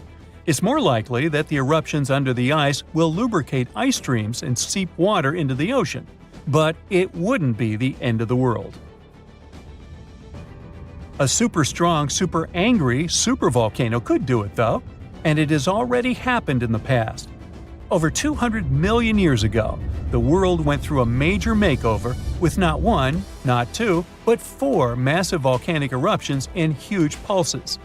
The supervolcano called Camp had been erupting over and over for 600,000 years, It all happened in Rangelia, a large chunk of land that used to be a supermassive volcano stretching across what's now British Columbia and Alaska. And it wasn't the lava or the volcanic ash that ruined the environment. The eruption made carbon levels skyrocket. The planet would never be the same again. This volcanic activity might have helped dinosaurs grow from cat-sized critters into giants we saw in Jurassic Park. It kicked off a 2-million-year rainy season. It made the whole world hot and humid, and the dinos just loved it. Researchers dug deep into sediment layers beneath an ancient lake in Asia to uncover these secrets. They found traces of volcanic ash and mercury, clear signs of those epic eruptions. There were carbon signatures showing huge spikes in carbon dioxide levels. It made the atmosphere toasty, and the rain poured down. So the bad news is, another eruption like this could happen. The supervolcano beneath Yellowstone National Park has been sleeping for nearly 70,000 years. But if it wakes up, it would be many times more catastrophic than the eruption of Mount St. Helens in 1980. It's considered the most disastrous volcanic eruption in U.S. history. It followed 2 months of earthquakes and injection of magma below the volcano that weakened and destroyed the entire north face of the mountain. The eruption column went 80,000 feet into the atmosphere and spread ash over 11 U.S. states and several Canadian provinces. The last Yellowstone eruption was 1,000 times greater than that.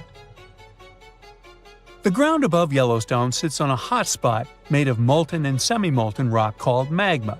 This magma stuff flows into a chamber beneath the park, about 4 to 6 miles down, making the ground puff up like a balloon. But then, as it cools down, the ground goes back to its usual state. Volcano watchers have been keeping an eye on this for a century.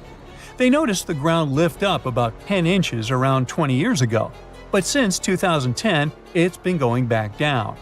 The experts say we have no big eruptions on the horizon, so doomsday isn't coming anytime soon. But there's some underground activity going on lately which keeps us interested. Since humans haven't been around to witness every little thing Yellowstone does, it's kind of tough to say for sure what's brewing down there. Yellowstone has had some epic eruptions within the last couple million years. They happen like clockwork, with gaps of 600,000 to 800,000 years between them. The last big one was around 640,000 years ago, and it basically reshaped the entire landscape, spreading ash and debris as far as Louisiana. You can still see the aftermath of the last big eruption in the Yellowstone caldera today. Experts say a massive eruption like the last one is an unlikely scenario. We're more likely to see eruptions of steam and hot water or lava flows. When and with what force it will wake up remains a mystery to scientists. Get ready, because one of the Pacific Ocean's most active volcanoes might blow any minute now. Scientists monitoring Axial Seamount, a gigantic underwater lava factory just off the coast of Oregon, say it could erupt literally any time between today and early 2026 at the latest. Yes, it's underwater, but don't get tricked by the ocean's cover. This beast is almost 3 times taller than the Empire State Building. This volcano is inflating like a souffle at a Michelin-starred restaurant, and scientists are so excited they will live stream it. Seriously! So here's the thing. This volcano will explode at any moment now because, well, it's inflating fast. Over the past few months, researchers have noticed that the seafloor is literally rising. It's like Axial is doing its best impression of a waterbed filled with molten rock. Scientists call this inflation, which sounds like something you'd complain about after Thanksgiving dinner. But in volcano terms, it means magma is piling up underground, causing the seafloor to bulge like a souffle that's this close to collapsing. Now, an underwater volcanic eruption might not sound so exotic. After all, most volcanic activity on Earth happens under the sea. Believe it or not, there are more than 1 million submarine volcanoes quietly churning lava beneath the waves as you watch this. The ocean floor is Earth's biggest volcanic hotspot. What makes Axial Seamount so thrilling is that it's under intense scientific surveillance, unlike any other underwater volcano. It's like the star player in a volcanic reality show, with a network of ocean-bottom instruments giving researchers real-time updates on magma movements, seismic tremors, and crust deformation. In fact, Axial Seamount hosts the world's first ever underwater volcanic laboratory. Scientists have been keeping a constant eye on it since the 1990s, when they installed sensors that now relay live data straight from the seafloor. This kind of monitoring is unheard of elsewhere and has turned Axial into a geological celebrity, one whose behavior we can track with remarkable precision. Besides, Axial is hilariously predictable. It erupts roughly every decade, and right on cue, it's gearing up for another performance. By mid-2024, it had inflated to nearly the same level as before its last eruption, which means the countdown is on. Scientists are so confident in its schedule that they've set up a volcanic advent calendar, waiting for the day when Axial decides to pop. But hold on, Axial Seamount isn't just your average underwater volcano. It's got style, personality, and a geological identity of its own. Now, most underwater volcanoes, called seamounts, tend to look like cones or flattened domes. Axial laughs in the face of tradition with its unfashionably rectangular caldera, a 2-by-5-mile crater that looks like it was designed by a geologist with a ruler and a grudge against curves. Most volcanoes opt for the classic circular look, but Axial, it went full avant-garde. This caldera is punctuated by fissures, vents, lava channels, and mysterious dome-like structures that rise hundreds of feet high. It's like the volcano's wearing a funky geometrical crown instead of the usual rounded hat. What's more, Axial's location is like prime real estate for geological fireworks. It sits right where two major forces collide, literally. First, it's on the Juan de Fuca Ridge, an underwater mountain range formed where two tectonic plates are slowly pulling apart, like a zipper being undone. Second, it's perched atop the Cobb Hotspot, a deep mantle plume that acts like Earth's sneaky magma espresso machine, pumping molten rock from deep inside the planet and fueling a whole chain of seamounts. To put it plainly, it's like the tectonic plates are reluctant dance partners, sliding away from each other, while the Cobb Hotspot acts as the DJ, turning up the heat and keeping the magma party going. This dual influence creates a complex plumbing system inside the volcano, with magma chambers filling, draining, and shifting in ways scientists are still trying to decode. The competition between the spreading plates and upwelling magma is what gives Axial its unique geological fingerprint, and it's also why this volcano keeps surprising us. Now, we said that Axial Summit isn't just a crater. The truth is that inside, the action gets even weirder and cooler, well, hotter, but you get it. Axial hosts black smoker hydrothermal vents, which blast superheated water at temperatures exceeding 700 degrees Fahrenheit. This is no ordinary underwater hot tub. These vents create one of Earth's most extreme environments, where bizarre creatures thrive in total darkness and scalding heat. Giant tube worms, crabs, colonies of bacteria, and even octopuses live off the mineral-rich plumes that gush from these vents, forming ecosystems completely independent from sunlight and photosynthesis. It's like an alien world beneath the waves, thriving off the volcano's fiery breath. These vent communities are crucial to science, not just because they're strange, but because they may resemble the earliest ecosystems on Earth. Some researchers believe life on our planet may have originated in similar deep-sea hydrothermal environments billions of years ago. Studying them could also help us search for life on icy moons, like Europa and Enceladus, where similar vents might exist beneath their frozen surfaces. When Axial erupts, it's like a natural reset button for these communities. The lava wipes everything out, but within months, life comes roaring back. Proof that even in the most hostile environments, real estate is always in demand. For those worrying about tsunamis or coastal disasters, relax. Axial's eruptions are the underwater equivalent of a slow cooker. The immense water pressure keeps things chill, well, scalding, but not explosive. So the worst thing that happens is some lava decorates the seafloor, and a few crabs have to find new vents to squat in. This means no massive ash clouds or explosive blasts that could reach the surface. Instead, lava oozes out and spreads across the seafloor, sometimes traveling for miles. But for scientists, this eruption is the golden ticket. Understanding Axial's patterns could help predict eruptions elsewhere, even on land. Plus, its bizarre ecosystems offer clues about how life might survive on other planets. Not bad for a volcano that mostly just sits around looking rectangular. Still, the volcano's activity can be heard in the form of thousands of small earthquakes every day. Thousands! As if the volcano itself was groaning and creaking, preparing to burst open. Again, we won't feel a thing, but at least they'll help scientists track the magma's movements and the volcano's eruptive cycle. Now, one of the coolest parts of this story is that scientists are preparing to live stream Axial's next eruption for the first time ever. Imagine watching an undersea volcano in action, live, as it's painting the ocean floor with fresh lava. It's like a front row seat to a natural fireworks display, thousands of feet beneath the waves.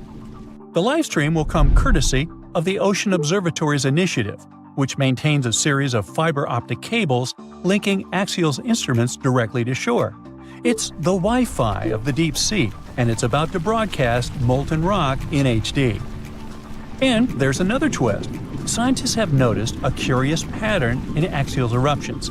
All three of its most recent eruptions, in 1998, 2011, and 2015, happened between January and April, the months when Earth starts moving away from the Sun. So why? Well, it might have something to do with the Moon's gravitational pull. The Moon's orbit causes ocean tides to rise and fall, which changes the pressure on the seafloor and could help nudge the magma chamber to its breaking point.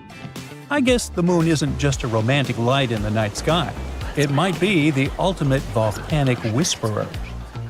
So, one thing's for sure, when Axial goes, it'll be the best documented underwater eruption in history. So, keep your eyes peeled. This is one natural spectacle you won't want to miss. And who knows, if we're lucky, we might even get deep-sea eruption ASMR out of the deal. Now, if you'll excuse me, I'll be refreshing the live feed like it's a Taylor Swift ticket sale. So, since 2000, the world has been hit with more than 1,700 earthquakes with magnitude greater than 5. Many happened around the Ring of Fire, located around the Pacific Ocean. In North America, the biggest threat is the San Andreas Fault Line, which can create an earthquake of a magnitude higher than any other, earning it the spine-tingling nickname, the Big One. The potential destruction of California is a terrifying prospect that could have unimaginable consequences. But the Big One is just the beginning of what's to come. Bad news! Scientists have predicted an earth-shattering event that will occur in 2030. Like it or not, there's a 70% chance that we'll experience the Big One, and it will be an earthquake with a magnitude of 6.7. The San Andreas Fault Line will cause the Big One, but what is scary is that we can't predict it. On the other hand, a massive earthquake occurs every 100 years. This means there's always time to prepare for a natural disaster. If we traveled back in time, we'd see a few significant earthquakes like the ones that wiped out San Francisco and Fort Tajon. Buildings made a long time ago are not quake-proof. They will collapse.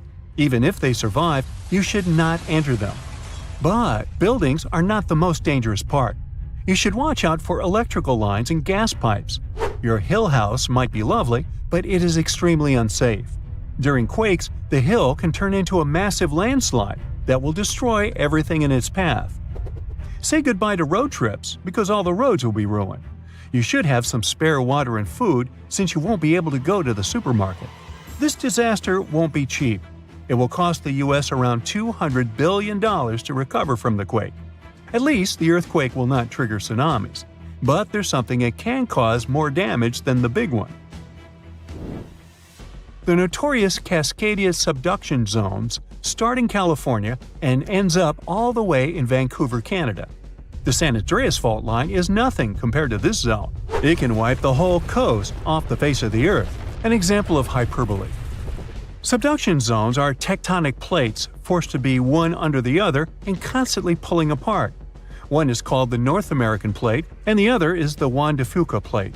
Zones like these are not to be messed with, since they are terrifying hotspots for earthquake activity and extremely dangerous because they cause massive underwater quakes. But they are underwater, so what can they do to us? Well, they can cause giant tsunamis, flooding cities, and destroying the coastline. Right now, the most active zone is the Ring of Fire. The Cascadia zone might be less active, but it is like a sleeping beast that can wake up and destroy everything in its path, causing a groundbreaking earthquake. The last time all this stress was released was in the year 1700. Unlike the San Andreas quake, this one will cause massive tsunamis and much bigger shocks. Let's hope you'll be camping in an open field at that time, because most buildings and bridges will likely be destroyed. Also, be ready for the aftershocks, as they'll be devastating. Nature won't be spared either. Landslides will change animals' habitats. Even our homes will be changed forever. Luckily, there is a light at the end of the tunnel, and scientists are doing everything they can to ensure our safety. New rules are implemented. Every new building must be able to withstand massive shocks. They're developing modern warning systems, and every new infrastructure must follow strict quake-proof guidelines. The Juan de Fuca and the North American plates are locked together, but they won't stay like that forever. When they unlock, get ready for a massive shake. The closer you are to the epicenter, the more damage you'll experience.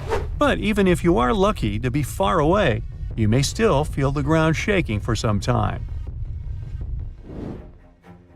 Now, if we compare the Cascadia subduction zone and the San Andreas fault, we'll see how much more dangerous the Cascadia zone is. In 1994, there was an enormous 6.7 magnitude earthquake in the Northridge area, close to the San Andreas fault. Sadly, many people didn't make it, and some were injured. Back then, buildings were not strong and earthquake-proof, and many of them were damaged. The Cascadia subduction zone can potentially cause a magnitude 9 earthquake. A magnitude 6 quake has the power of around 44 million pounds of dynamite, but a magnitude 9 has the power of 44 trillion pounds of dynamite. The strongest ever recorded quake was in Chile. Its magnitude measured 9.5, and it destroyed most everything. So let's say you've survived the quake, but the struggle is far from over. Soon after, a massive tsunami will strike, with waves that might reach up to 100 feet in some areas. That's so unlike the San Andreas earthquake, which can't produce any significant waves. So say goodbye to your beautiful garden, since salt water will destroy trees and plants, changing the environment for a period of time. The only positive thing will be you won't need Halloween decorations, because all those dried-out trees will resemble a ghost forest. The combination of waves, quakes, and the sheer size of the area will make this natural disaster much more dangerous than any caused by the San Andreas fault or the so-called Big One. A quake similar to this happened around 300 years ago. Many more have been recorded in the past 3,500 years, proving that they continually occur every 400 to 600 years. So, technically, we have around 100 to 300 years before the next big one hits. We still have no idea how exactly the Cascadia subduction zone works, because we discovered it in 1970. This zone is super scary because it can cause big earthquakes. It was found by accident when researchers studied the Ring of Fire. They wanted to know if this area had caused any trouble in the past years, and the proof was under their noses. In Washington, there is a horror forest where nothing has been growing for years. When researchers tested the soil, they found a tremendous amount of salt. They put 2 and 2 together and concluded that a massive tsunami had been the reason. Experts still didn't know when the forest was destroyed, but Japan kept records of a gigantic earthquake that had a similar effect. It was the one that happened in the year 1700. There is a 1 in 3 chance that the next one will occur in 2050. You must know how to survive the Canadian earthquakes and make it out unscathed, so listen carefully. Those who live in this area have almost no experience with earthquakes like this one. Surviving the quake is relatively easy, but the tsunami coming afterwards is the real danger. After the shake, find the highest ground and go there. Only bring the essentials, like food and water. Yeah, leave your baseball card collection at home. After the first hit, don't try to go down.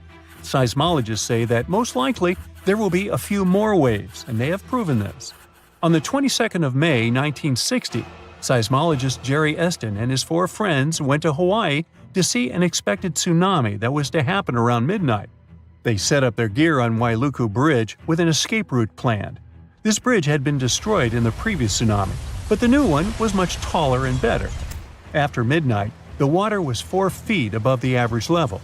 The second wave hit a half hour after midnight, and the water rose another 9 feet by 1 a.m.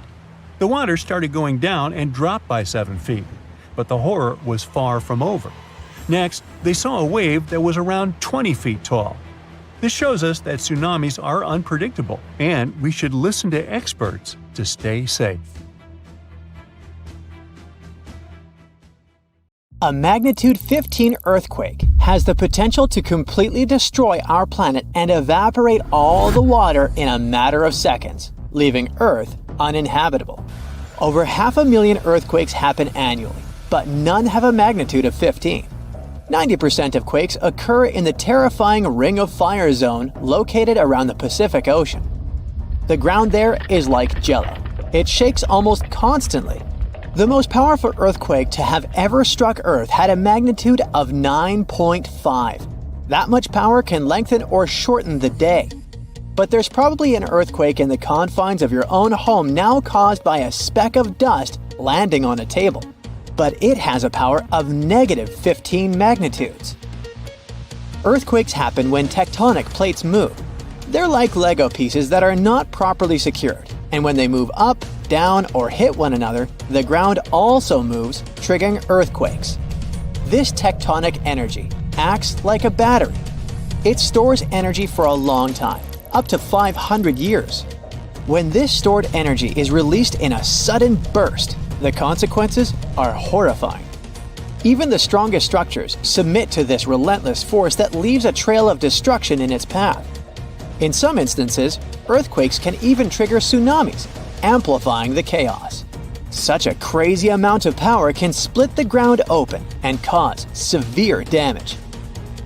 The strength of an earthquake is measured by the Richter scale, but now it's being replaced by the moment magnitude scale. When there's an earthquake, we hear about how strong it is. It's usually from 1 to 10. Luckily, we haven't had a Richter scale earthquake yet. The most powerful earthquake to have ever happened in modern history occurred in Chile in the 60s. It was around 9.5 on the Richter scale, and it altered Earth's rotation and messed up the length of the day by around 2 milliseconds. It also triggered a massive tsunami and affected a vast area of 155,000 square miles. The Richter scale doesn't actually have a limit. Still, anything above 25 doesn't need measuring because if that ever happened, we would simply turn into dust, and nobody would care to measure this disaster. As we said, the strongest earthquake had a magnitude of 9.5. If this magnitude had been just 0.5 stronger, it would have created a ruptured line 2,174 miles long. That is almost 7 times the size of Wyoming. A magnitude 11 earthquake would create a crack halfway around the world. Massive tsunamis would hit coastal areas, destroying everything, and Earth would get into a massive environmental crisis. If you love hiking, you would have new mountains to explore, created by the terrifying earthquake. Even the temperature would increase because of volcanic eruptions and the resulting greenhouse gases. It would turn our planet into a hot oven. The safest places would be far away from any buildings, seas, oceans, and mountains where there would be a low chance of a landslide.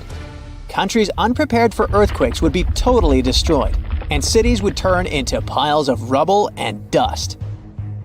Going up on the Richter scale would only make things worse. But don't worry, an earthquake of that power is impossible.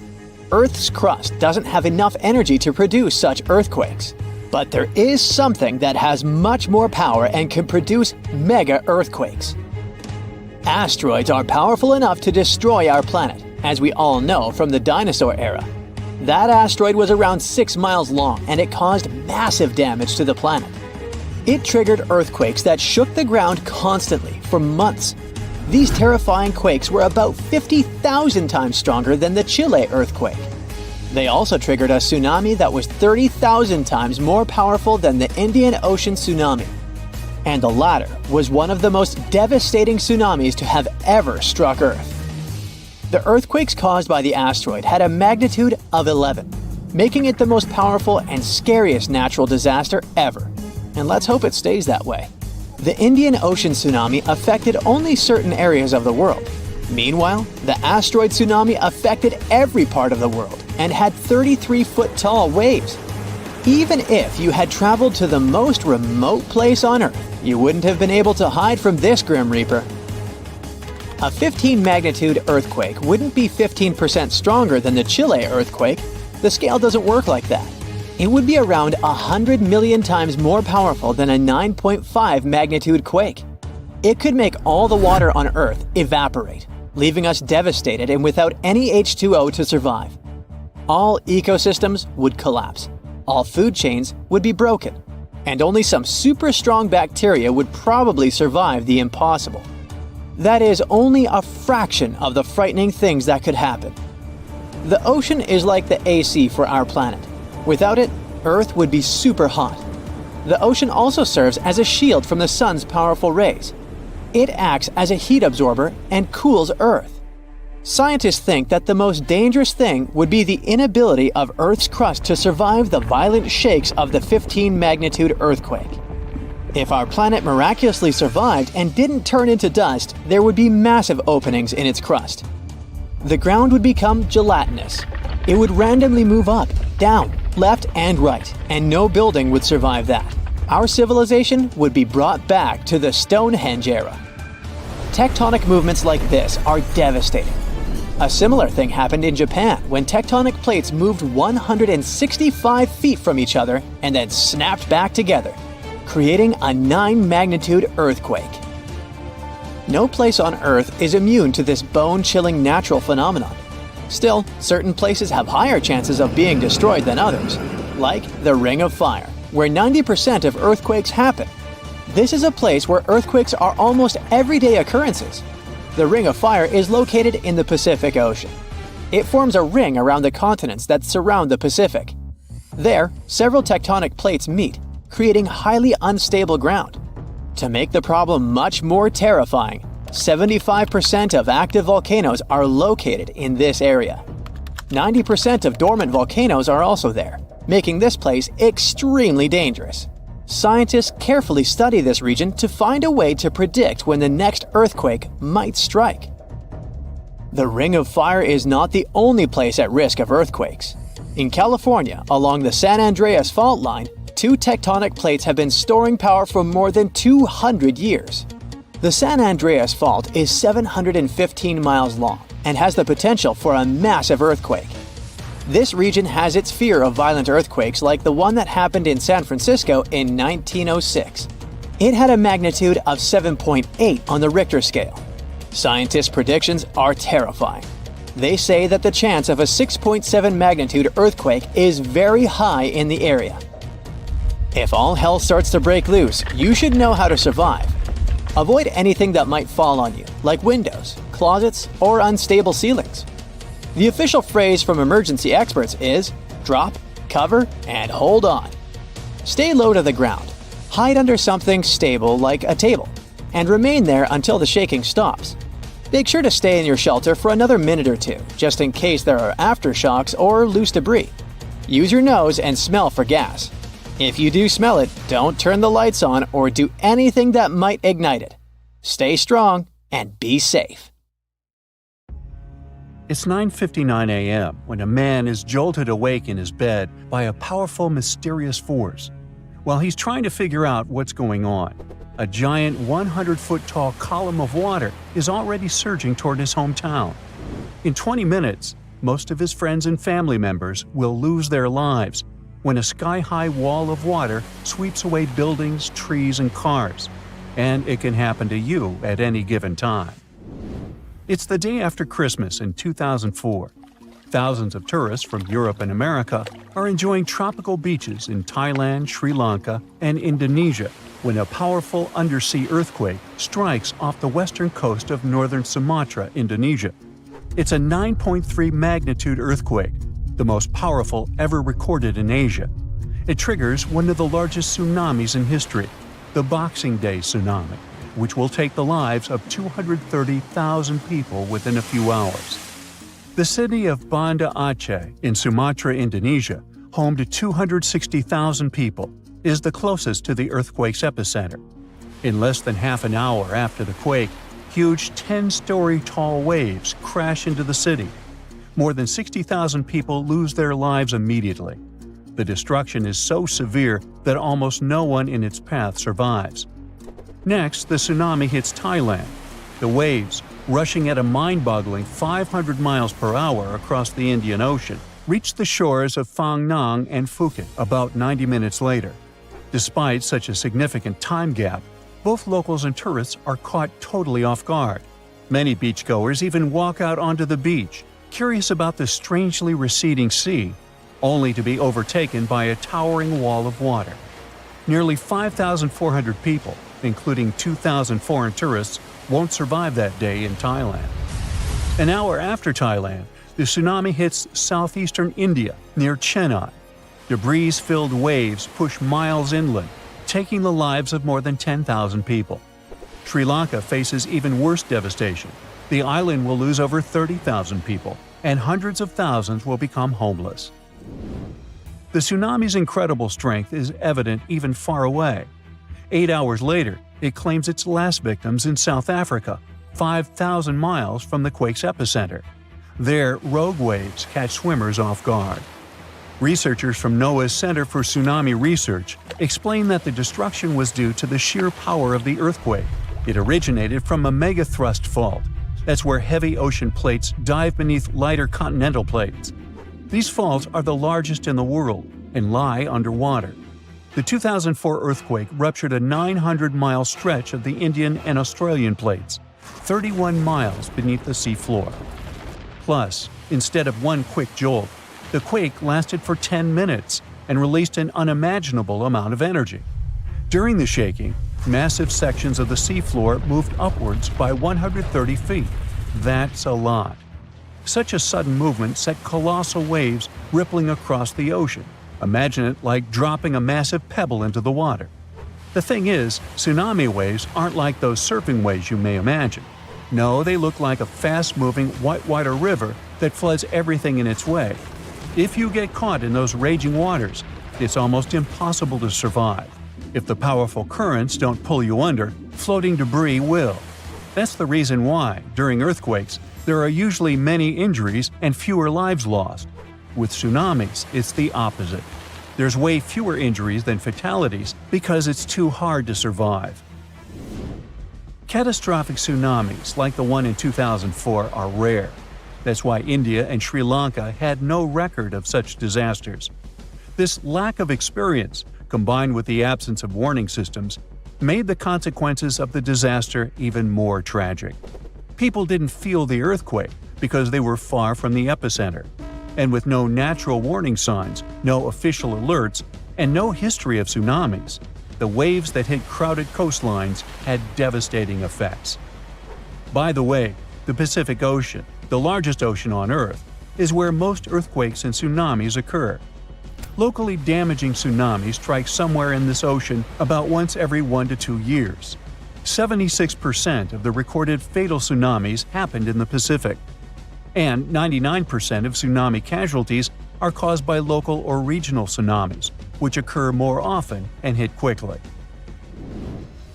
But then a question arises: could a tsunami as devastating as the Boxing Day one happen again? Unfortunately, the answer isn't very straightforward. A warning system has indeed been established in the Indian Ocean. Its goal is to alert coastal nations of potential tsunamis. But human behavior is still a critical challenge. This became clear during a real-life test in 2012. That's when many residents of Banda Aceh, Indonesia, simply ignored evacuation towers after a tsunami warning. People never seem to learn, huh? The Indian Ocean Warning Network uses undersea pressure sensors placed near tectonic plate fault lines. These sensors detect any changes and transmit data to surface buoys, which then send it via satellite to control centers on land. Authorities analyze the information and decide whether to issue warnings and evacuate at-risk areas. Aceh, located on one of the world's most active fault lines, implemented additional safeguards. They installed sirens in coastal cities, and people get alerts on their cell phones. Plus, there are evacuation towers, reinforced concrete structures capable of holding 500 people. They are special safe zones. Authorities did test how well prepared people were. In 2009, 18 Indian Ocean countries participated in an evacuation drill, simulating a large earthquake.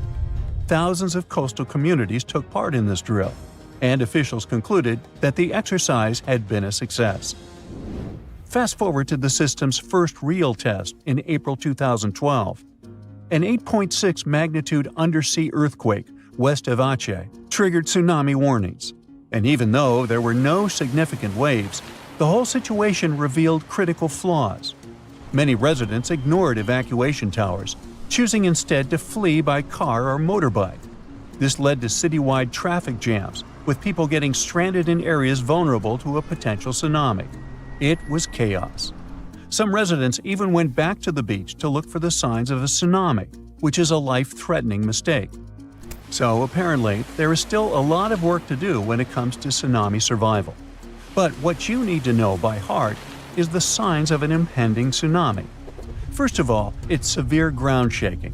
Strong earthquakes near coastal areas can generate tsunamis. If you notice that water on the beach starts to recede at an alarming rate, exposing the ocean floor, reefs, and stranded fish, run. Then there might be unusual ocean sounds. Keep in mind that a loud roaring noise, resembling a train or jet engine, may accompany an approaching tsunami. If you notice any of these warning signs, do not wait for official evacuation orders. Leave low-lying coastal areas immediately and move to higher ground as fast as possible. If you're at home, make sure your family members know about the tsunami and follow official guidance. You should remember that locally generated tsunamis may strike within minutes. You have to act quickly. If it's a distant tsunami, you may have more time to evacuate. If you don't have an opportunity to move inland, hide in high reinforced concrete buildings. Avoid staying in small buildings or homes in low-lying areas. If you're on a boat, stay offshore. Tsunami activity isn't as dangerous in deep water, so avoid returning to port during a tsunami warning. If you're already in port, check with harbor authorities for guidance.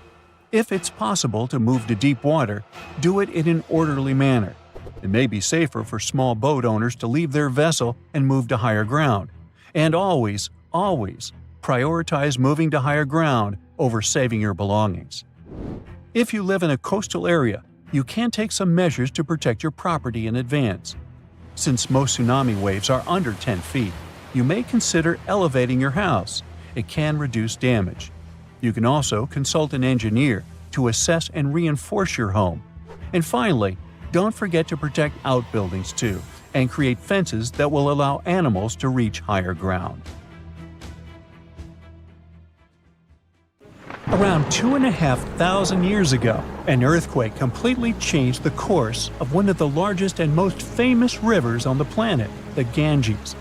Now, it's normal for rivers not to sit in one place, so if you live next to one, it could also just disappear without a trace or flood the whole city one day. In the case of the Ganges River, a supermassive earthquake became the reason for this dramatic change. Scientists say it might happen again, and it would be a huge problem for millions of people who depend on this river. The Ganges River starts as small streams in the Himalayas and travels a long way, over 1,500 miles. Along its journey, it meets other big rivers before all the water flows into the Bay of Bengal. The Ganges has the largest delta in the world among all rivers. Just like many other rivers in the region, it slowly changes its path over time. These changes, if they happen when a river wears away its banks, usually takes a long time, sometimes decades. Scientists have discovered that the Ganges-Brahmaputra river system has shifted several times over the last 6,000 years. When they looked at satellite images of the Ganges Delta, they noticed something interesting. There was a crescent-shaped dip in the ground about 28 miles away from where the river is flowing now. This depression was over 1 mile wide and stretched for many miles. They thought it might have been an old main channel of the Ganges River a long time ago. In 2018, The team decided to visit the area to check it out for themselves and take samples to learn more about it.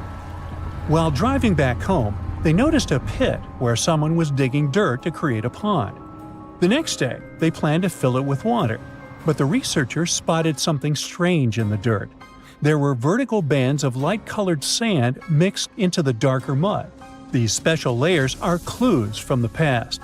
They show that an ancient earthquake made sand and water shoot up from below the ground and created sand volcanoes that were trapped in time. The scientists studied the sand and mud and figured out that these earthquakes happened around 2,500 years ago and were strong, with magnitudes of 7 to 8. The epicenter was over 110 miles away from the main stem of the river, but it was powerful enough to displace it. It could have affected around 140 million people. The Ganges-Brahmaputra system is close to spots where Earth's tectonic plates meet, so earthquakes happen here often. There's no danger right now, but scientists think that another massive earthquake could happen in the next few hundred or thousand years. It could threaten up to 170 million people. That's about half the population of the U.S. No one can predict exactly when an earthquake will happen or how strong it will be. Learning how earthquakes in the past moved rivers helps scientists figure out patterns and make guesses about similar events in the future. This knowledge could help us prepare better and create safety plans before another big earthquake strikes. Now, the Ganges isn't the only river at risk. The Yellow River, the Irrawaddy River, and rivers in the United States like the Klamath and San Joaquin all face similar dangers. The mighty Mississippi River has also switched its path many times over the last 7,000 years. Right now, there's a huge system of dams and barriers called a control structure in central Louisiana. This structure's job is to stop the Mississippi from spilling over its banks and joining a nearby river. But scientists think that, in theory, these barriers wouldn't handle mega-floods. So, the Mississippi could break free and change its course again. This would cause massive problems, especially in southern Louisiana. One of the recent examples when a river changing its course caused disaster was the Kosi River in India. In August 2008, over just a few days, the river's path shifted by almost 60 miles, which is a huge change. Floods happen in some parts of the state rather often, but they hadn't seen such strong ones in over 50 years. They affected around 1,000 villages and 3 million people, and about 1 million people had to be evacuated to safety. Since many of these people hadn't faced floods in so long, they weren't ready to handle it quickly. It caused even more damage to their homes and lives. Scientists have been trying for decades to figure out what exactly makes rivers suddenly change their course. A new study explains that two things work together to make a river to do it. This process is called avulsion. First, there's the setup, which is like building up tension before something big happens. Over time, sediment, sand, dirt, and other stuff carried by the river gets deposited in certain places. It either raises the river above the land around it or makes a nearby slope steeper than the river's current path. Then there's the trigger, which is like the final straw that makes everything happen. This trigger could be a big flood, an earthquake, or even something like a pile of logs blocking the water. Now, researchers looked at satellite images of about 170 cases of avulsion from the past 50 years. They noticed these events happen most often near river mouths and near mountains. Rivers were about 3 times more likely to change course in these places than in the areas between them. They also studied 58 river channels in detail, using super clear maps to measure super elevation. That's how high the river is compared to the land around it. They also measured slope advantage. That's how steep a new path might be compared to the river's current one. They found that near mountains, rivers often pile up so much sediment that they become super elevated and spill over. But near river mouths, like in deltas, rivers need a steep slope advantage to break through the mud and form a new path. These two factors work together like a seesaw. If one is stronger, the other doesn't need to be as strong for an avulsion to happen. To figure out where a river might go if it changes course, the researchers created a smart computer algorithm. This tool uses maps to measure the terrain's steepness and the river's flow to predict where the river might move. They tested it on 10 past avulsions, and it correctly guessed the path every single time. Scientists hope they could use these findings to protect people living near rivers from sudden floods. Rivers changing course played a big role in creating one of the first organized administration systems in the world. Scientists found clues for this in the territory of ancient Mesopotamia. This name means the land between two rivers, and it was between the rivers Tigris and the Euphrates. People living there relied on these rivers for water, food, and transportation. Scientists wanted to figure out how these sudden changes in these rivers affected ancient people. To do this, they used two kinds of maps. The archaeological maps show how ancient cities grew over time, including what types of buildings people built. Certain buildings, like big palaces or city walls, could show when each city first had an organized administration. The second kind of map showed where the Tigris and Euphrates rivers flowed long ago. They often shifted, sometimes slowly, and sometimes very quickly and dramatically. Around the year 5000 BCE, Mesopotamia started to become drier and farming became harder. Farmers had to grow their crops near rivers, where they could use the natural floods to water their fields or dig little channels to bring river water to their plants. Because farming was so important, towns and cities grew near the rivers too, so people could stay close to their food. But when a river suddenly changed its course, people didn't give up.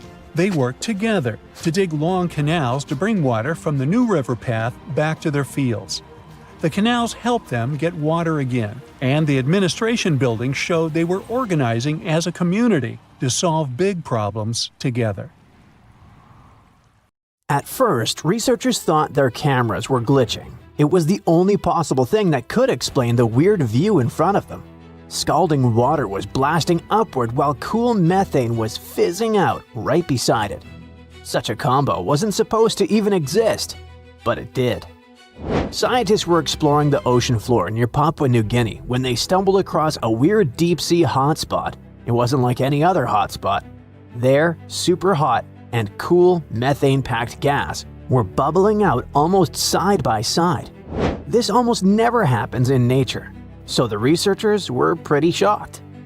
They were cruising around with a deep-diving robot, the Rove Keel 6000, poking around underwater volcanoes in a remote island chain. These volcanoes hide all sorts of strange features, but nobody expected to find a full-on hydrothermal vent just tucked down there. Plus, other research trips had passed through the area before and missed it completely. This time, the robot's cameras lit up the seafloor and revealed a bizarre view: boiling vents and cold gas seeping out of the seabed. They were practically touching each other. As you understand, normally these two things show up in totally different places. Hot hydrothermal vents form when underground water gets cooked by magma and shoots upward, carrying minerals with it. Methane seeps, on the other hand, come from cold, mushy layers of sediment packed with old organic matter. This stuff slowly breaks down and leaks out as gas. But at this spot, the geology created a perfect mashup. Under the volcano sits a thick layer of organic-rich sediment. Magma creeping up from below heats these sediments, but at the same time, it also heats mineral-rich water deeper down. So you get two very different fluids, blazing hot vent water and cooler methane gas. Still, both are traveling upward through the same cracks in the seafloor. When they reach the surface, they escape just inches apart. So you end up with this bizarre little neighborhood where boiling mineral water and chilly methane bubbles are hanging out like best buddies. To ocean scientists, this is like discovering a unicorn that can also fly. It's weird, rare, and super exciting.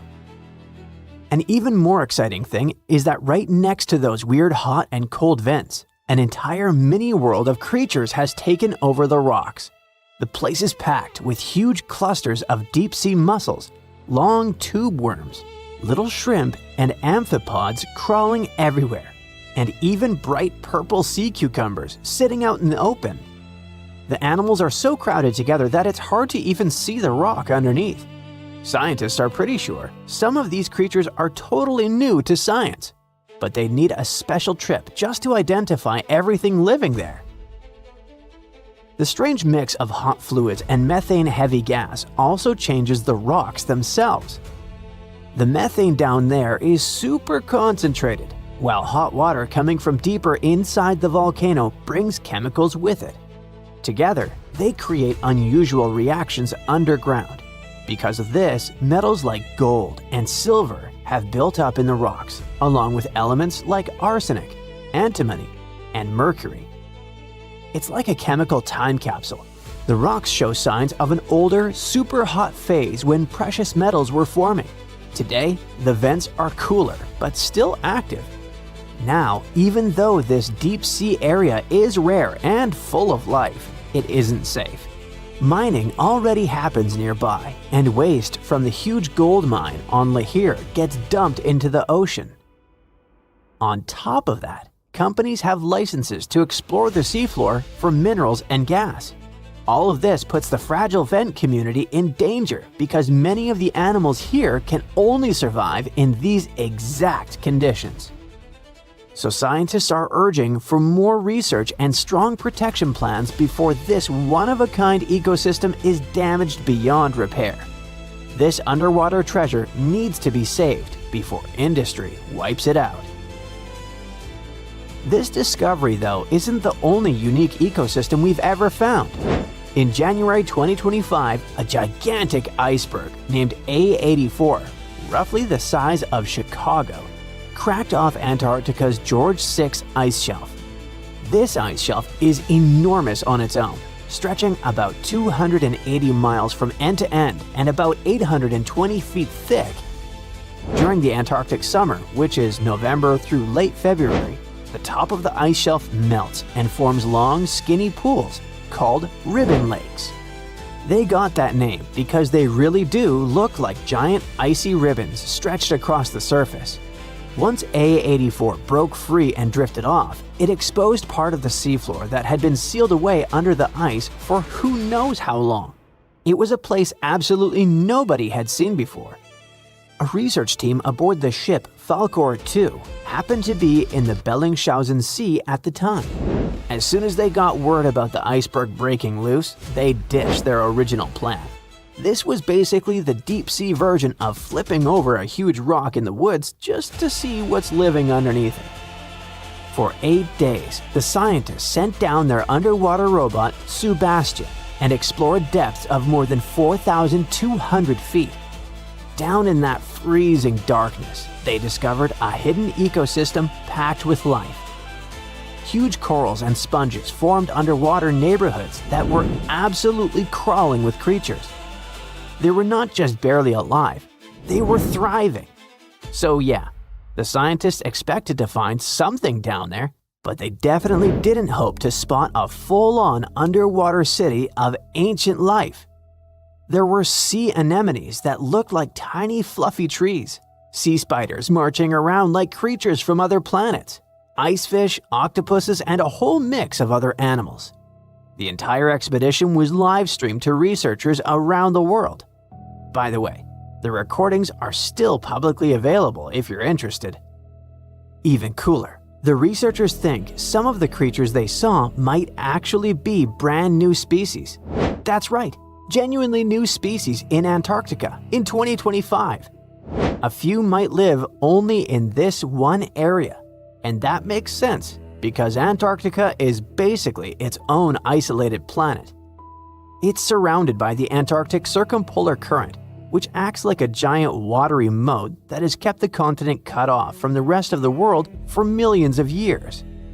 But even if the new species ended up being known ones, the scientists still found some extremely rare animals, like tiny snails, bristly worms, aka polychaetes, little crustaceans, and even the mysterious phantom jellyfish, which already looks like something from outer space. The scientific name for the phantom jelly is Stygiomedusa gigantea, but no one really needs that mouthful, so giant phantom jelly is fine. This thing is massive. Its bell, the umbrella-shaped top, can be more than 3 feet wide. It also has 4 long ribbon-like arms that can stretch up to 33 feet. That's the length of a school bus. Actually, the first one was collected in 1899, but scientists didn't even realize it was a completely new kind of jellyfish until 60 years later. Its body is mostly see-through with a ghostly purple tint, and instead of normal tentacles, it uses those big flowing arms to grab prey and feed itself. Even though jellyfish don't have brains, the way this giant phantom jelly moved caught scientists off guard. It seemed to steer its long arms with surprising control, especially when it drifted through tight spaces near the seafloor. It looked cautious and almost intentional, which is kinda unsettling. Another maybe kinda sorta smart creature lurking in the dark ocean? Great. The researchers also found bristleworms. Officially, they're called polychaetes, but bristleworms sounds way more fun. These worms are common in cold, deep oceans and come in tons of shapes and sizes. Their bodies are made of segments lined with tiny bristles that help them crawl, sense the environment, and defend themselves. One standout is the Antarctic scale worm, which has shiny golden bristles that make it look surprisingly fancy for a creature living in freezing darkness. So, as you see, there are still tons of places and things on Earth that don't seem real or aren't even supposed to exist. And even with our level of technology, we're unlikely to figure out all the wonders the world has to offer in the near future. While you're watching this video, pieces of continents are slowly breaking off from below and are pulled down into the oceanic mantle, a hot, mostly solid layer that moves slowly under the seafloor. As soon as these fragments reach the mantle, they can trigger volcanic eruptions in parts of the ocean where there are no volcanoes. Plus, when continents break apart, it happens not only at the surface, but also deep down. But more on that later. This process can continue for tens of millions of years. The new study shows that Earth's insides are even more dynamic than we thought. It also explains why many volcanic islands, including Christmas Island in the Northeast Indian Ocean, contain unusually high levels of certain chemical elements. The thing is, these elements are normally only found in continental crust.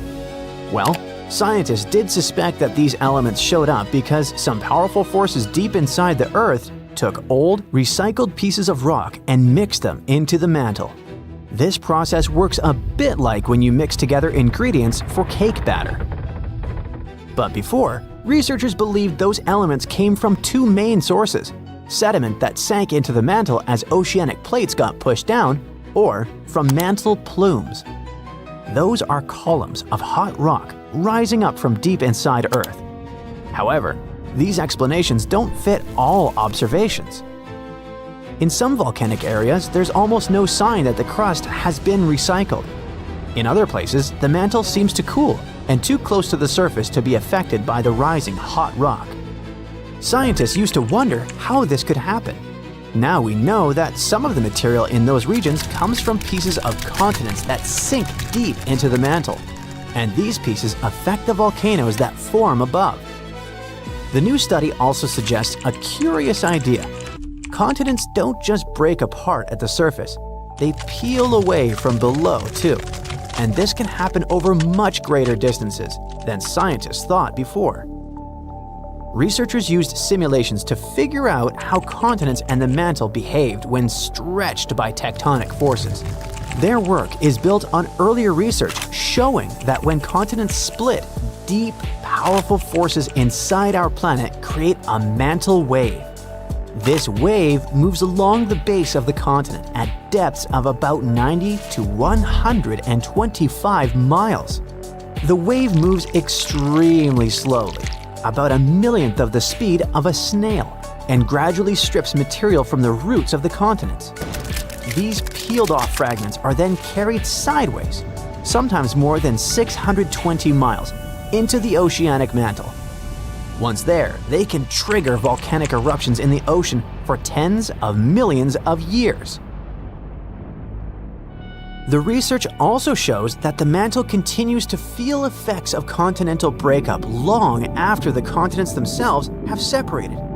Even after a new ocean basin forms, the mantle keeps moving, reorganizing and transporting enriched material far from where it originally came.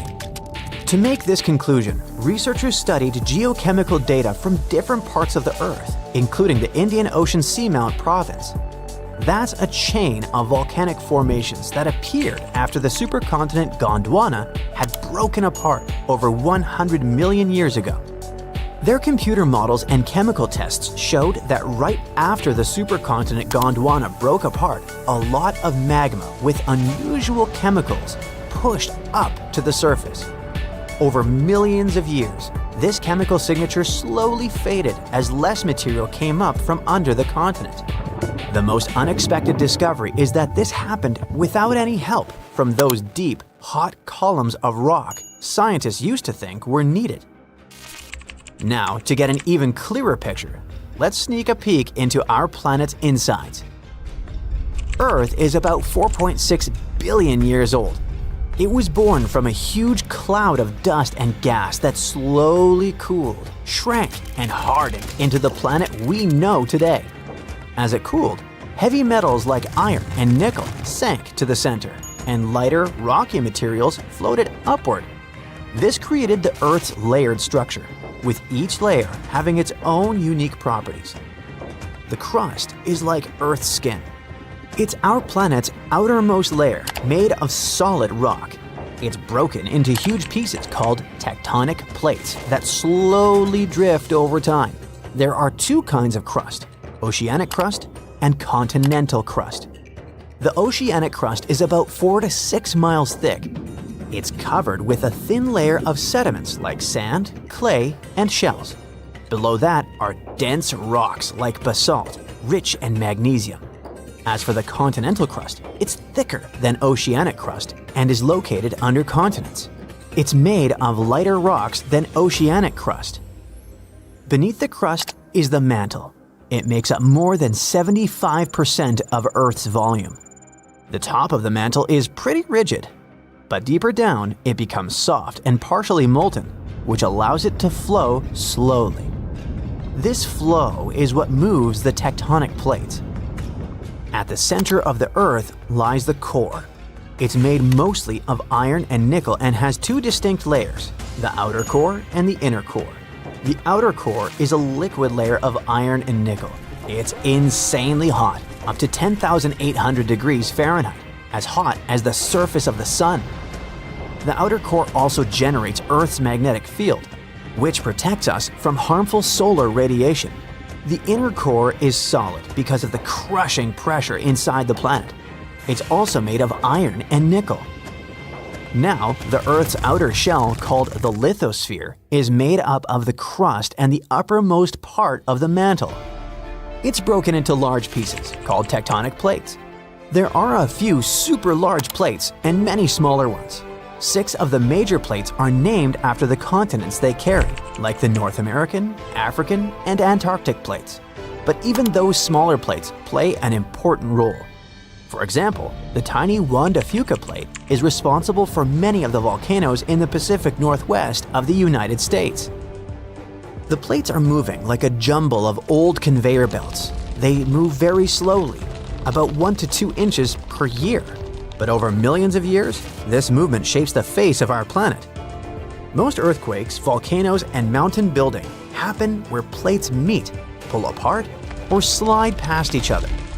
There are 3 main types of plate boundaries: convergent, when plates move toward each other; divergent, when plates move apart; and transform. That's when plates slide sideways past each other. When tectonic plates collide, the crust crumples and buckles, forming mountain ranges. About 55 million years ago, India crashed into Asia, slowly creating the Himalayas, the tallest mountains on Earth. The collision continues today, so the mountains are still rising. Mount Everest, the highest point on Earth, may even grow a tiny bit taller over time.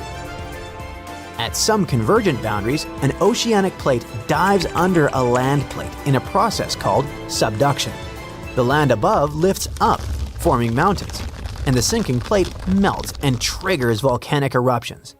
This is how some mountains in the Andes of South America were formed.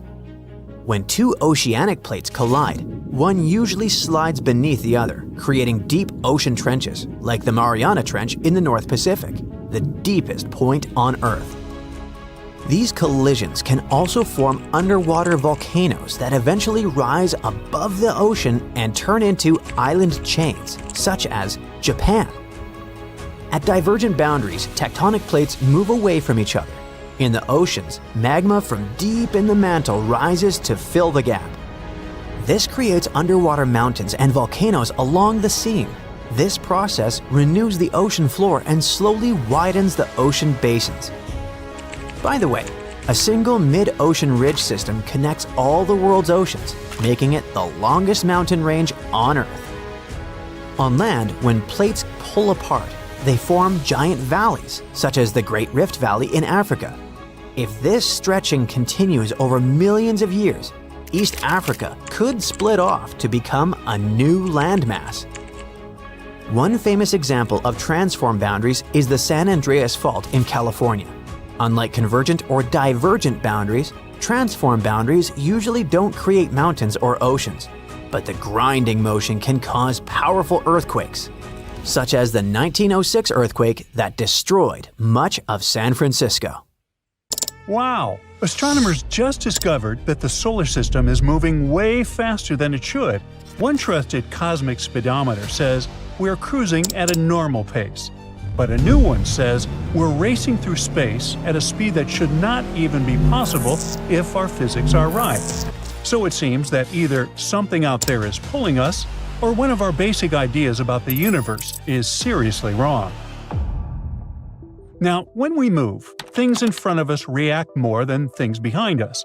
For example, if we walk through falling snow, the flakes hit our faces, not the backs of our heads.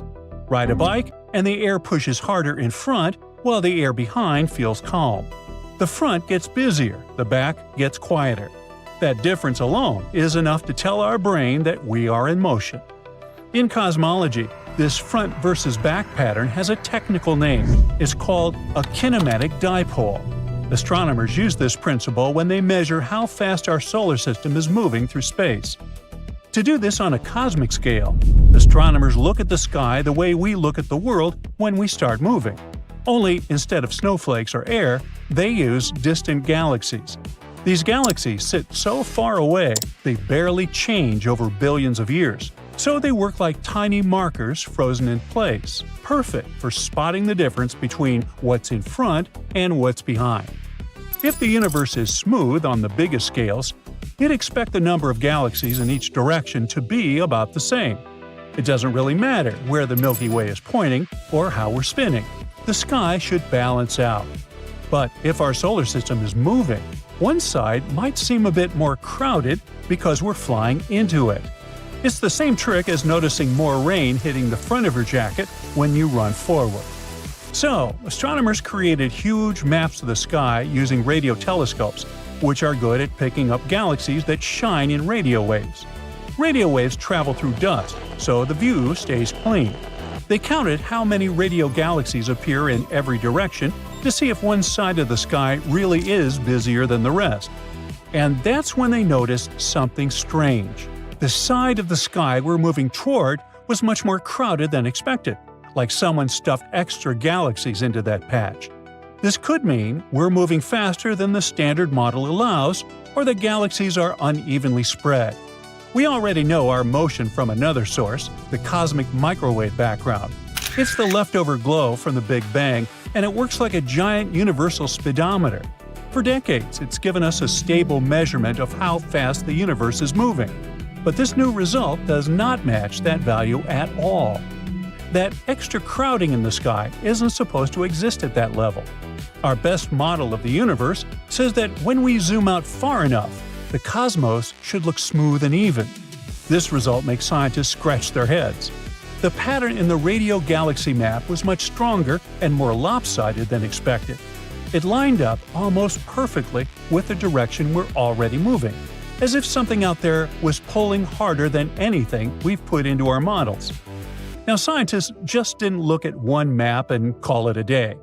They checked the result using several sky surveys made with different kinds of radio telescopes. One of those was LOFAR, a giant web of antennas spread across Europe that listens to the lowest, faintest radio signals, combined with two other large radio surveys.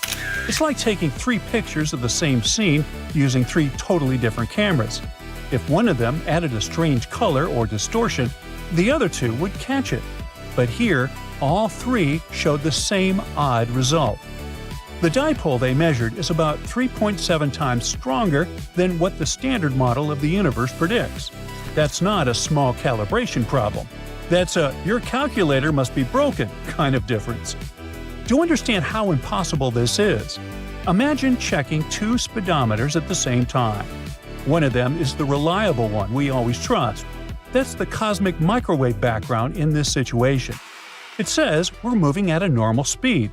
But the second speedometer suddenly claims we're going more than 3 times faster, like 200 miles per hour inside a parking lot.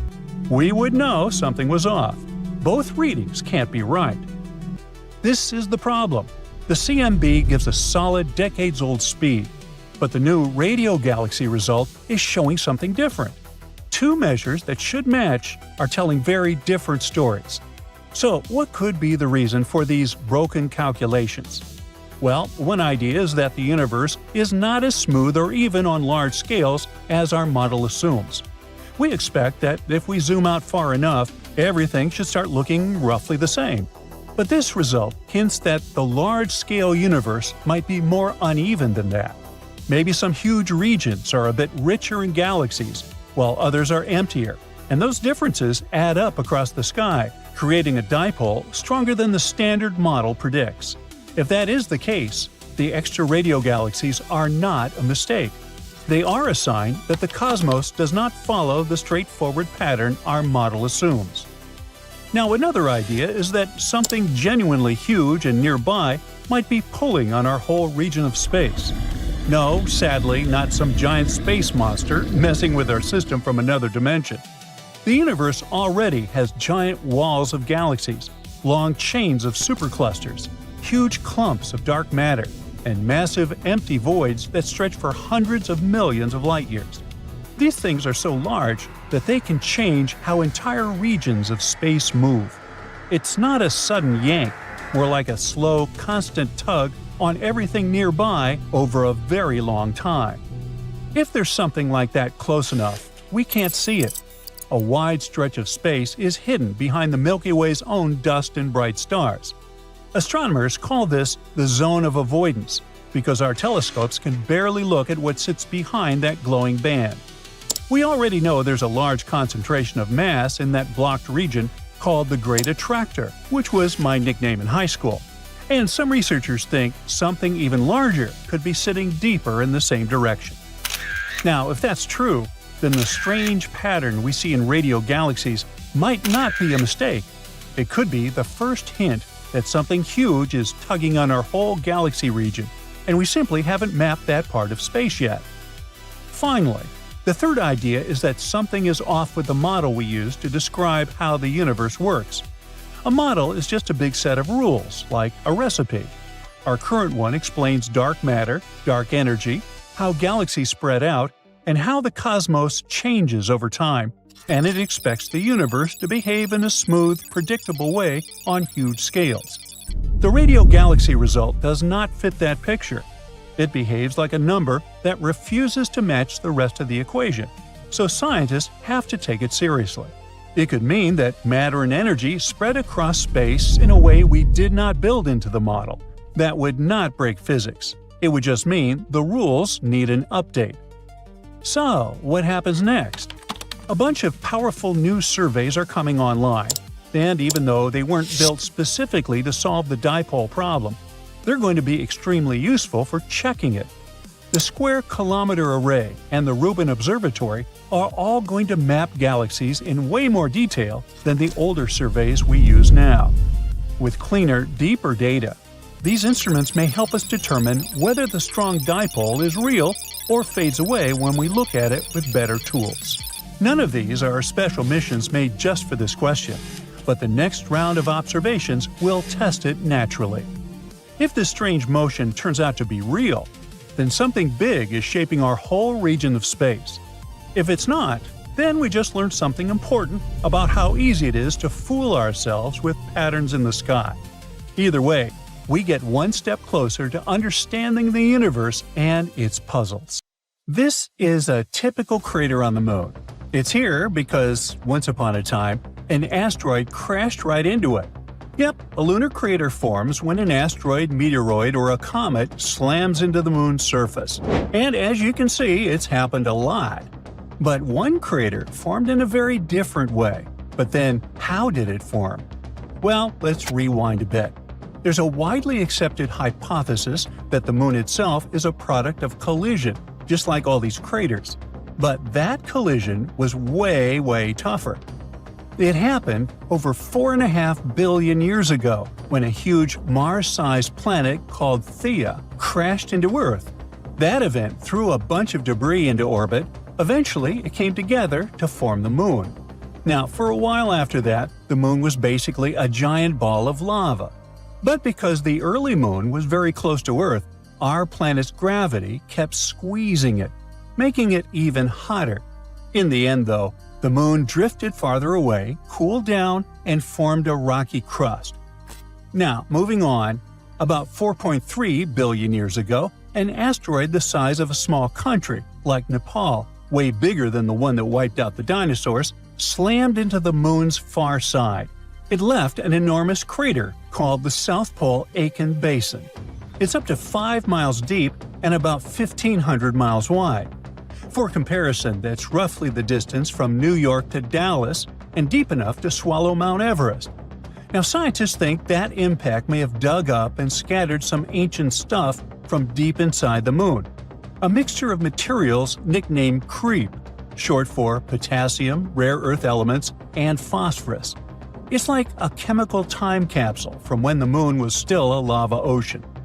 Now, you want to know the reason why this area could be even more scientifically interesting than we realized? You see, until recently, researchers believed the asteroid came from the south, slamming upward and spreading a bunch of radioactive material, that very creep, around the crater's northern rim. But after looking closer, scientists realized the impact actually came from the north, which means all that valuable creep ended up on the southern edge instead. And guess what? NASA's Artemis III mission happens to be targeting that exact southern region. Researchers started questioning the old southern impact theory when they compared the Moon's crater with others across the solar system, mainly Mars's Hellas Basin and Pluto's Sputnik Basin. Here they are. See? All three have this bizarre teardrop or avocado shape, wide on one side and pointy on the other. And exactly that pointy end usually shows which direction the asteroid came from. In the case of the South Pole Aitken Basin, that means the asteroid hit from the north, not from the south. To confirm it, scientists dug into old data from NASA's Lunar Prospector mission. It orbited the Moon in 1998 to 1999. That spacecraft measured radioactive elements on the surface and found high concentrations of thorium, a key part of creep, around the basin's southwestern rim. Now, the Artemis III mission is NASA's big plan to put humans back on the Moon for the first time since 1972. If everything goes according to schedule, the launch is set for mid-2027, right after Artemis II wraps up. See, Artemis II, which is supposed to launch before April 2026, will be sort of a dress rehearsal. Astronauts will orbit the Moon without landing, just to make sure that all the systems work smoothly, a cosmic test drive. Artemis III is where things are going to get real. The astronauts are expected to land near the Moon's south pole, in one of 9 possible locations NASA has scouted out. The only problem is timing. Artemis III has already been delayed a few times, and so has Artemis II. Artemis I launched in 2022, It was an uncrewed test flight that went around the moon and came back just fine. So, next up is Artemis 2, which will take real astronauts further into space. Then comes Artemis 3, the big one. Astronauts are supposed to hang out on the lunar surface for about a week doing sciencey stuff before heading home. After that, Artemis 4 and 5 will build and expand a new mini space station orbiting the moon. It's called Gateway. Think of it as a pit stop in space. Astronauts can dock there, live for short missions, do experiments, and prepare for landings. NASA's building it with help from the European Space Agency, Japan, and a few others. The astronauts are going to travel in the Orion spacecraft, launched by NASA's Space Launch System, a massive rocket taller than the Statue of Liberty and strong enough to fling people to the moon. To actually land, they'll use the Human Landing System. SpaceX's Starship is supposed to take the first cruise down to the moon's surface once it proves it can land safely. In the long run, NASA's not going to stop at the moon. The big goal is Moon to Mars. Hopefully, we can use everything we learned from Artemis to build a lunar base and eventually send humans all the way to Mars. And who knows? Maybe when people land on the moon, they'll be able to figure out another unsolved mystery: flickers, glows, or beams of light that sometimes illuminate our satellite. Let's dig deeper into this mystery, shall we? On the night of April 19, 1787, astronomer William Herschel spotted something weird: a bright light glowing on the dark part of the new moon. It shone for hours and was almost as bright as the Orion Nebula. What he saw probably was what scientists now call a transient lunar phenomenon, or TLP. Basically, quick little flashes or color changes on the moon's surface. TLPs can look like glowing patches, reddish or purple spots, or even hazy clouds that suddenly appear and fade away. Over the last 2,000 years, people have recorded around 3,000 of these strange moon flashes, using telescopes, cameras, or sometimes just their own sharp eyes. So, what's really going on up there? Well, there's no single answer. Lots of different things can cause TLPs, from meteor impacts to gas releases or even electrical activity. The length of the flash, which can last anywhere from a split second to several hours, gives scientists clues about what's behind each mysterious lunar light show. The super short flashes, lasting less than a minute, are most likely caused by tiny space rocks crashing into the moon.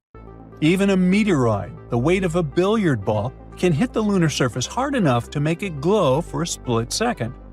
The heat from the impact makes rocks shine and then quickly fade as they cool down. For a long time, scientists suspected these quick flashes were caused by meteor hits, but they couldn't prove it until the 1990s, when high-speed cameras finally became common in lunar research. Even then, it wasn't easy to confirm. Short flashes could have just been camera glitches or electric noise. The only way to be sure was to catch the same flash from 2 or more places at once. Well, that happened for the first time during the Leonid meteor shower in 1999, when scientists recorded real impact flashes on the moon. Later, we got more proof that the moon was often peppered with space rocks. While the flashes seemed to cluster in certain areas, like Oceanus Procellarum, one of the moon's big dark plains, that's likely just because of where scientists have focused their cameras. A 2024 study showed that meteoroids actually hit the moon evenly everywhere. Now, flashes that last a few minutes are probably caused by something totally different: gas leaks from inside the moon itself. Studies from 2008 and 9 found that when gas like radon builds up under the lunar surface, it can suddenly burst out. Hey, I know how that feels. And when this radioactive gas escapes and decays, it gives off a faint glow we can see from Earth. Interestingly, those glowing spots often line up with areas where scientists have already found higher radon levels. Then, there are the long-haul lights. They stick around for hours, like the bright glow William Herschel saw back in 1787. A 2012 study suggested those could actually be caused by solar wind, a stream of charged particles coming from the sun. When that solar wind hits lunar dust, it can charge up the particles and toss them into the air, well, into space, creating massive dust clouds up to 60 miles high. These floating clouds might bend or reflect light from stars or planets nearby, making it look like the moon itself is glowing. So hopefully, we'll get the answers once the Artemis mission lands and starts its exploration.